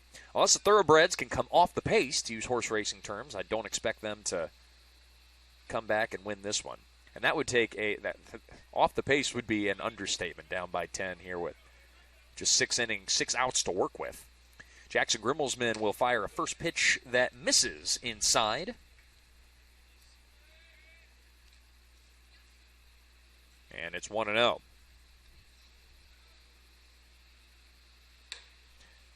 Second pitch is going to be a ball to the pinch hitter Brad Dossett. Hitting for Jace Wilson. Dossett awaits the 2-0, and he'll swing and fly this one high into the air into right field. That ball's going back, but Baldock has a beat on it, and he makes the play. 5 outs to go.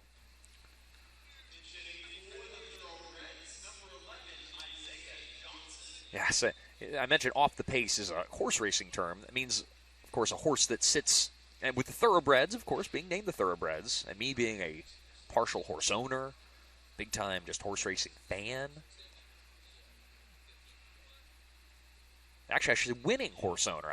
Last Friday, I talked a little about my horse Rosada, who was running in a race at Turfway. A little $7,500 claimer, nothing big, nothing fancy. But she won at 6 to 1. As a first pitch to another pinch hitter, Isaiah Johnson, is going to be called a strike, 0-1. And now the 0-1 is a bit low from Grimmelsman, 1-1. But Rosada, she sat a little off the pace, had a horse to track, and then zipped right away. And won. Honestly, it looked for a 6-1 shot. It was a very easy win for Rosada, which made me very happy. Obviously, I got to go to the winner's circle for the first time. I got to, stand next to the horse and the trainer and all the grooms and things like that. As the 2-1 is going to be in there for a strike. It's now 2-2. Grimmelsman looking for another strikeout. Let's see if he can get it. Grimm digging in. The 2-2 coming. That's low. 3-2. But if you want to look up a horse that would come from off the pace, you can go back and find, I'm sure, plenty of videos on YouTube and stuff like that as accounts full. But one of my favorite videos to go back and watch, and this is before I ever cared really about the sport or anything like that, but here's the 3-2. That is a strike 3 call. Nice pickup from the lefty in Jackson Grimmelsman.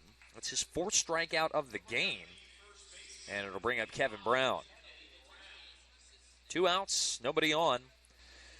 There's a horse named Kaleidoscopio. It was, I think, it's a South American horse. I want to say it was either Chilean or Argentinian. I can't remember exactly what the where the horse was bred. Here's the first pitch to Brown. It's a backdoor breaking ball for a strike. But if you want to go watch some fun ones, I think you got to look up. I think it was the Belmont Handicap or the. I think it was called, or the New York Handicap, maybe Brooklyn Handicap. Is that right? It's a race up in New York, and anyways, it was a very long race, and it was muddy and things like that. And this horse, Kaleidoscopio, would sit about 10 runs down, would sit way out of frame, and would love to just run horses down in the stretch from like 25 lengths back. As Brown holds up on the 0-2, it's 1-2 now. But you want to watch some fun calls, and that was only like 10 years ago. Maybe a little more, maybe 15 years ago. Kaleidoscopio. Look it up on YouTube if you get a chance. That's a really fun horse to watch that you're not going to hear about because it wasn't like a Triple Crown winner or anything like that, as that'll be another strikeout. Drop third strike rule applies. Caruso will throw down to the first baseman, Kalkoff covering, and the Saints get out of the sixth. Grimmelsman picking him up and putting him down. He's got 5 strikeouts through 3 innings of work, and the Saints are coming back up to bat in the bottom of the 6th inning. It is 12-2, Thomas More on the Saints Sports Network. Did you hear about the pony with a sore throat? He was a little horse. Can I tell you a cat joke? Just kidding. Why couldn't the Why was the basketball court all wet? Why? Because the players kept dribbling all over it. Where the Cavs go on vacation? New York.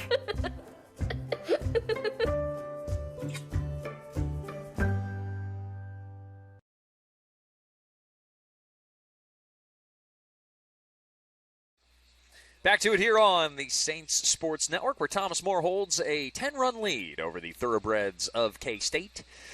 Kentucky State coming up from Frankfurt, talking a little horses here on the Saints Sports Network in a game that has not been close from basically the get-go. Thomas More has been boosted to this 10-run lead by a plethora of long balls. Well, not plethora, but 2 very big long balls, let's say. One from Derek Atwood, a 3-run shot, and one from Brendan Martin that was a grand salami.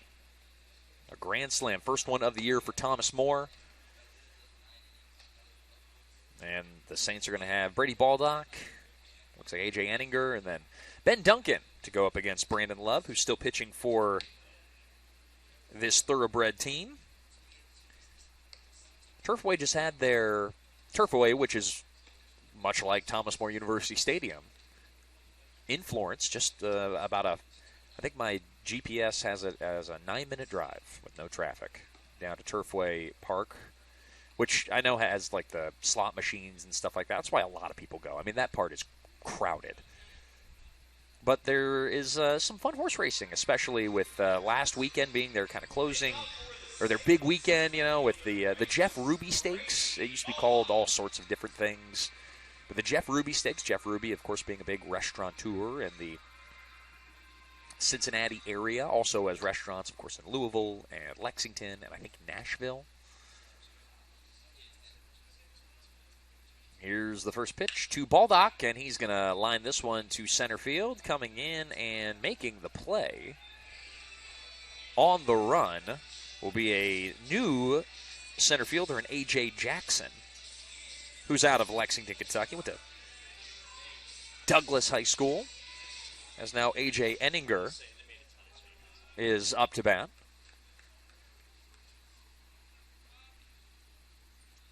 And the first pitch to him from Love is going to be grounded foul.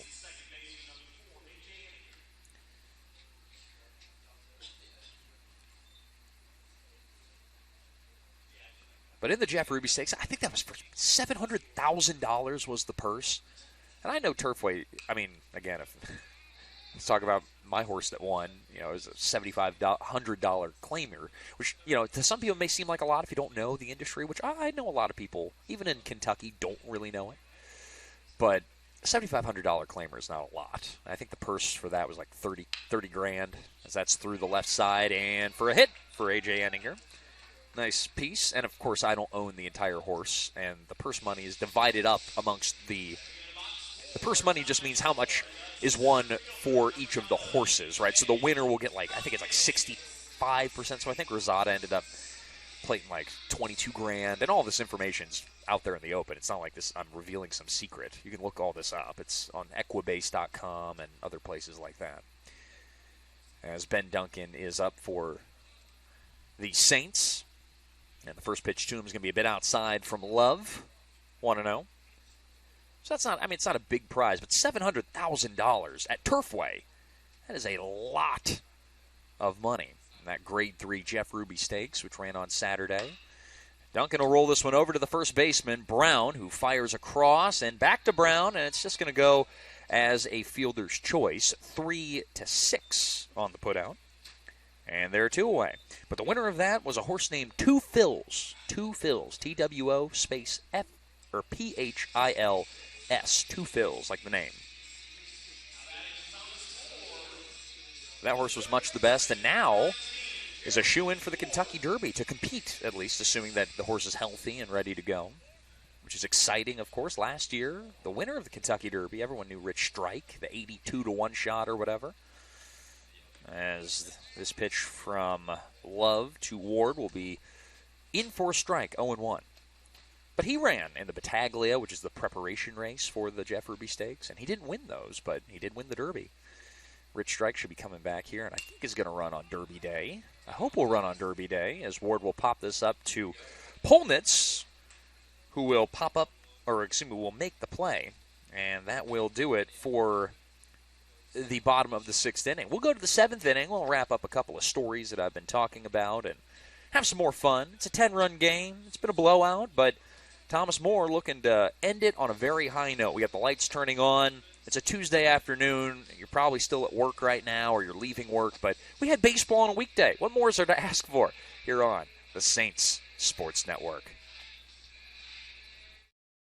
So I just moved in with his family, and it's embarrassing. The little one, he likes to go outside and crawl around in the giant litter box. I don't know what he's doing. I was born and I knew how to use the litter box. Look at that. That's disgusting. Oh, poop already. You're making me nervous. Oh, okay, I can't look at this anymore. I really hope he grows out of this, for his sake. Couple of substitutions for Thomas More out in the field. Riley Poston is out there in left, and Tucker Gray will come in to play shortstop for Thomas More. So a couple of switches all around.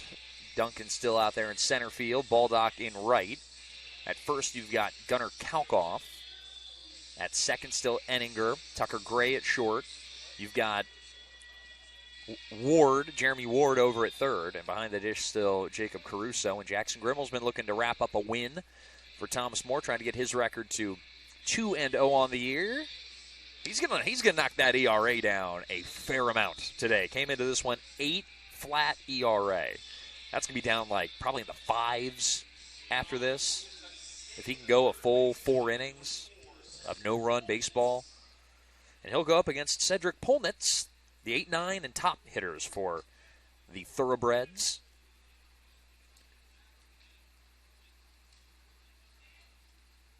And the first pitch from Grimmelsman will be a backdoor breaking ball that's in for a strike. So, keep an eye out on Two Phils, the horse that won up here at Turfway when the Derby comes around here on the first Saturday of May, as Polnitz will ground this one. Fielding it is Ward. He quickly fires over in time to get Polnitz one away. Nice play by Jeremy Ward to come up and make that play. Not easy. Got to be charging forward at third base, and he did so gracefully. Brings up now Antonio Chambers. Never mind. It'll be Trayvon Fletcher. Fletcher out of Louisville, Kentucky. But now the horses are all leaving. I know. I think we were shipping up one of mine down to Keeneland. I think Sunday is when we shipped him. Horse named Rivoli that I've got that I'm connected to, I should say. I'm looking forward to seeing run at Keeneland middle of April, probably. Here's the 1-0. That's going to be inside. Did he swing? Oh, they say he did. On the check swing, he went around.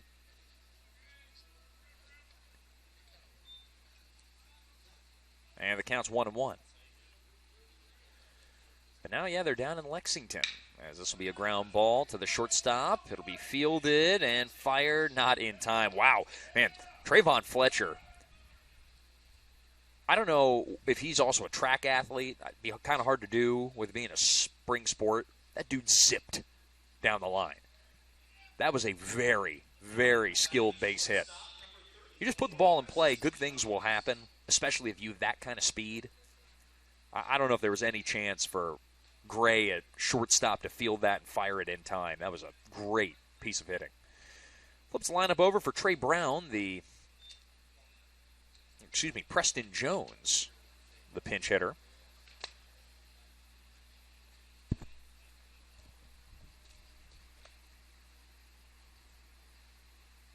And he'll come home with it. It's going to be a bit outside, 1-1. I don't think they're running. Yeah, they're definitely not running this weekend down at Keeneland. The first opening day, I think, is on the 7th for the Thoroughbreds down there.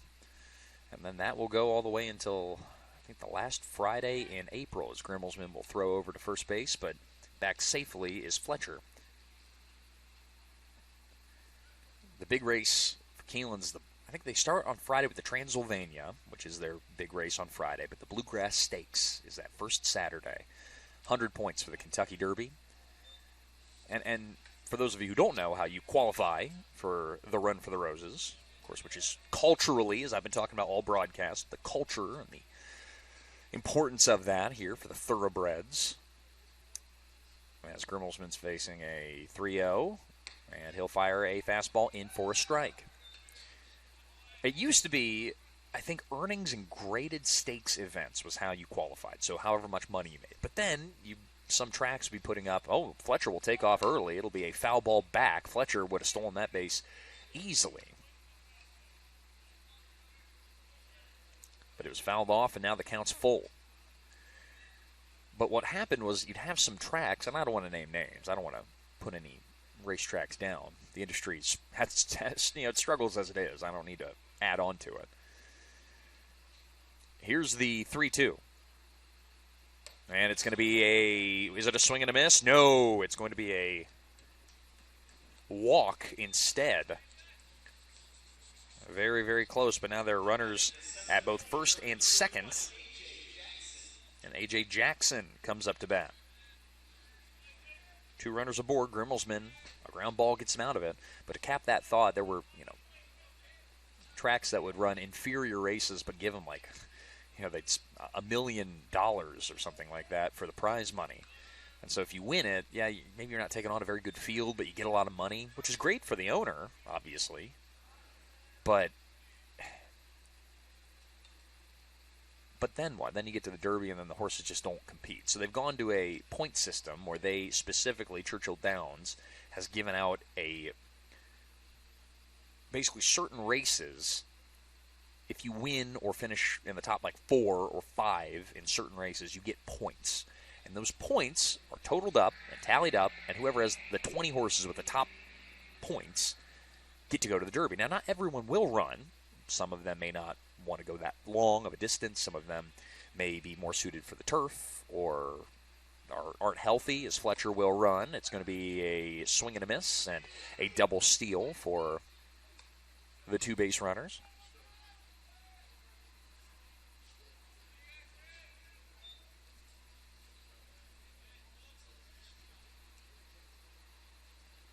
Grimmelsman.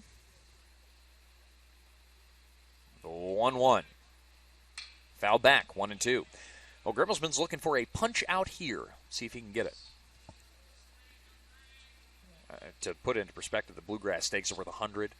The Jeff Ruby Stakes is worth 100. A lot of these late round races are worth a lot. So if you win or you run second, you're basically in. Here's the 1-2. See you later. Swing and a miss. That's a punch out for Grimmelsman, number 6 for him in this game. And the Thoroughbreds are down to their last out.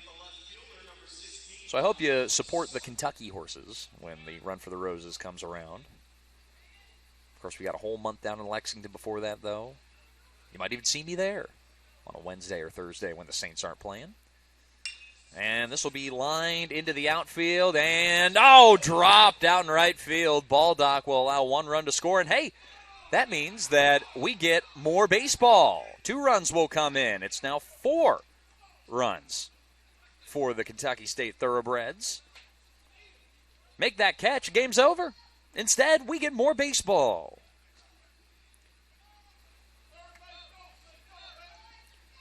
Not fun when you're paid by the game, not the hour. And not fun when, that's kind of a killer. But, whatever. Means I get to talk about baseball, horse racing, more fun stuff like that. The official score will give that quite obviously an error. 2 runs do come in. And now batting will be Zion Lewis out of Cleveland, Ohio.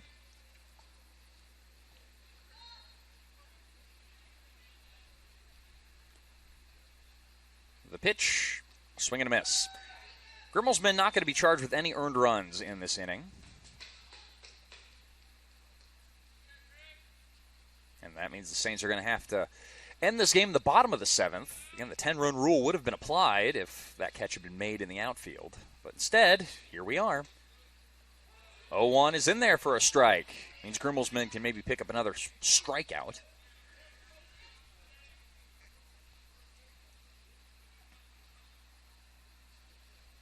And the 0-2. That's low and inside. Yeah, but it doesn't take away from the fact that Thomas More has played pretty well today. A couple of mistakes here and there, but what can you do? See if they can get out of the top of the 7th, get us to the 7th inning stretch. The 1-2. The runner will go. It's a foul ball off of the swinging Lewis.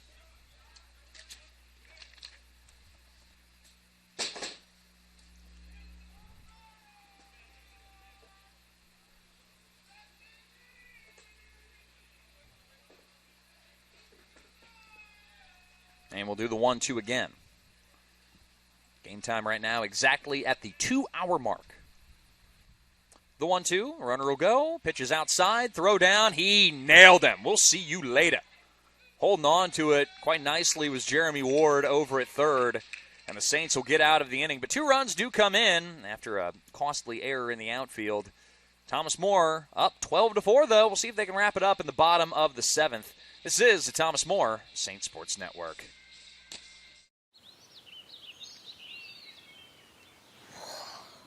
Oh, look, a redhead. Staring contest.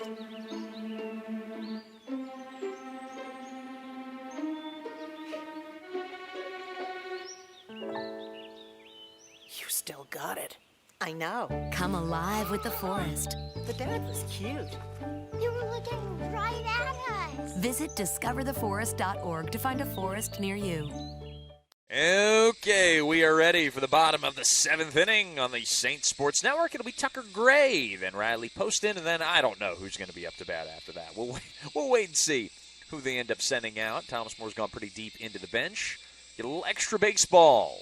Thomas More up 12-4 in the bottom of the 7th inning. 2 runs will end it, or we'll go on to the 8th.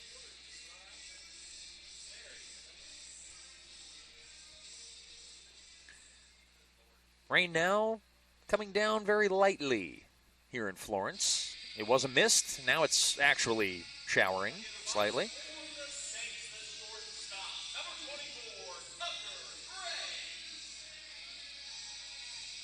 Tucker Gray leads off for Thomas More. Still going up against Brandon Love, the big righty on the mound for K-State. And the first pitch will be knuckled into right field, and it's going to get past. Oh, this could be very dangerous. Rounding first and heading for second is Gray. He's going to stop there with a lead-off double. Nice piece of hitting for Tucker Gray. So Tucker Gray aboard as the lead-off hitter. And Riley Poston will come up to bat, trying to keep things rolling. Up next will be Gunnar Kalkoff.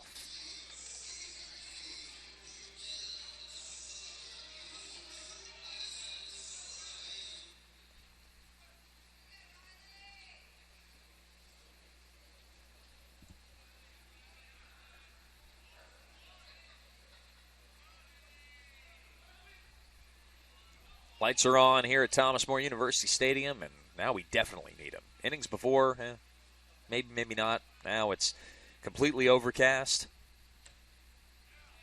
Now the first pitch to Poston will be a little outside, 1-0. But yeah, complete cloud coverage. Can't see the sun. A little bit of rain falling here. Saints looking for 2 runs to get out of here early. The 1-0 outside, 2-0.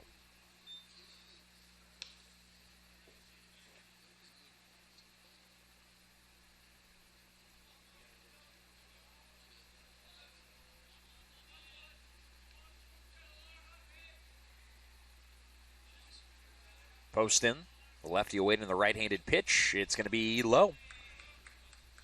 Makes it 3-0 for Riley Poston. Mentioned out of Lancaster, Ohio. 7-4-0.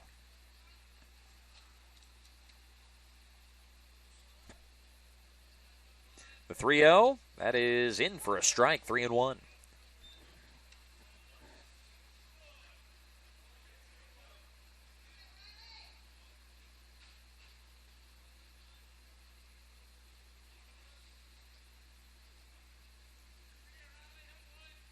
The 3-1. That's outside. Ooh, breaking ball maybe, I guess, knocking on the back door. 3-2. Thought that might have been a bit outside. They're going to make Poston swing the bat. Fine by me. You're up there to hit.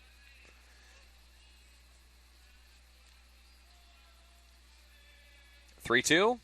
And it's going to be chopped on the infield right at the second baseman. Charging forward, making the play is Jace Wilson. There's 1 out. Runner moves up to third.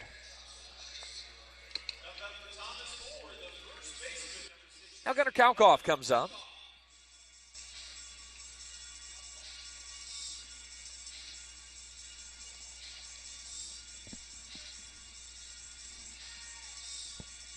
Kalkoff grounded to the first baseman last time he was up. Or excuse me, no he did not. That is dead wrong. His first pitch is inside for a ball. No, he lined out to center. A little bit different. He'll take a first pitch. He can fly out to center again, score a run. There's a little bit of room there, though, in right center field. That's doubles territory. Triples territory, even, as the 1-0 slides over for a strike. 1-1.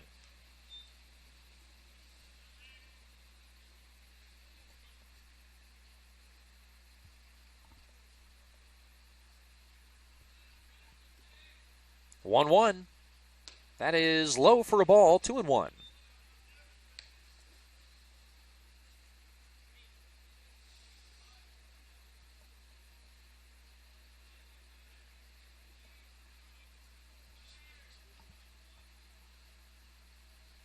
Two on the way.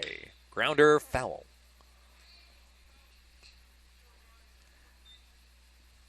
Taking a look at Thomas More's upcoming schedule.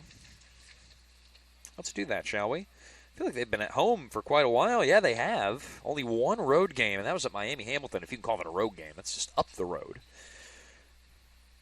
Since their March 11th games against Freed Hardeman. Thomas More is going to go on the road to Georgetown here this weekend. They're on the road for the next 2 weeks, basically.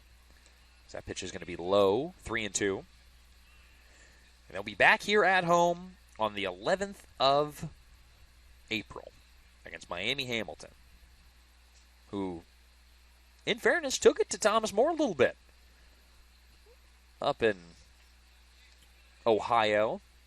Here's the 3-2. That's going to be a liner up the middle, just past the outstretched glove of the shortstop in Preston Jones, and that's going to be an RBI single for Gunnar Kalkoff. Saints lead it by 9. Game-ending run is on first. Jacob Caruso comes up to bat.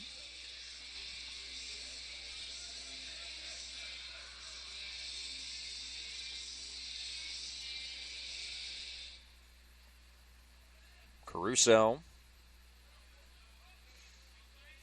at the dish looking to keep things moving with his team up 9 in the 7th inning.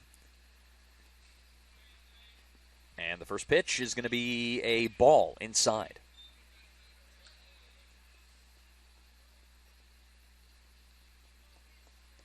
I'm looking forward to calling the Mid-South Conference baseball tournament again this year. I believe I will be a part of that broadcast coverage down in Bowling Green, Kentucky, as the 1-0 is in for a strike, 1-1.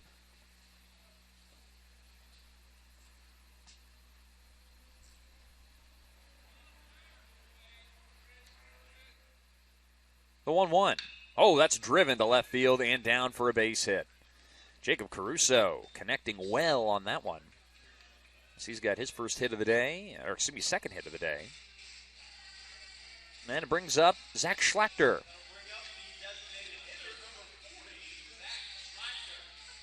Yeah, not a ton of home games left for Thomas More. Whoa, what's going on here? We got a PO that's PRing right now. Ian Beerbaum into run. All right, we'll see how it goes. I mean, his run also means nothing at the moment, but we'll take it. PO Nation, stand up. Schlachter awaiting the pitch from Love. And it's a grounder through the left side. That's going to... Oh, will it plate the run? Oh, I think it actually might have, but diving back in is Kalkoff. I think Kalkoff thought that it got really past the shortstop and was into the outfield. If that were the case, then yeah, he should have gone, but a little hesitation was not the right move with one out. Brings up Brady Baldock after the hit from Schlachter. Well, Baldock, you could argue, is the reason why we're still here, but he's got a chance to make up for it by knocking a run in. We saw Gavin Vogelsang do that to me and all of us here last weekend against Shawnee State in their second game, and he came through and ended it. See if Baldock can do it now, and he will! All right, Brady Baldock ending this ball game with a... Are they going to let it continue on? All right, one run comes in, and they're just going to hold their horses. 2 runs, I guess, score, and that will do it for this ball game. The Saints go marching, winning this one by a score of, let me get it confirmed, is it just 14-4? They're going to say 15-4 is the final score against the Kentucky State Thoroughbreds. Whether that's changed or not doesn't really matter. Thomas More advances to 21-11 on the year, and Kentucky State falls to 10-13. Official game time was, 2 hours and 12 minutes is what we've got officially. Saints will be back in action playing on the road. As I mentioned, they've got a series against Georgetown coming up this weekend, and then on the road at Cincy Claremont, on the road at U-Pike, and then we will be back doing battle here at Thomas More University Stadium. All right, they have actually taken the run down. It is 14-4 final score. Just to make sure, it was a 10-run rule, so, I mean, the rule is that once it reaches 10 after 7, that's all. So, anyways, that is all for this game. Thomas More well in hand, I mean, throughout all of this one. And I'm looking forward to seeing what they can do against some tough conference opponents, both orange and black teams, Georgetown and U-Pike. I'll be back at some point to call Thomas More baseball. I'll do some softball, I'm sure, in between during the week. You might catch me down at the horse track watching my horses that I own, just, again, a piece of. I don't own the whole thing. I ain't making that much money here on the Saint Sports Network. But we do have fun. I'm proud of both of these two teams, and hopefully we can get back to it again here real soon with a little bit of warmer weather, hopefully in April. Thanks, everyone, for tuning in to this presentation of NAIA Baseball. My name's Nate Metz. I'll catch you next time here on the Saints Sports Network.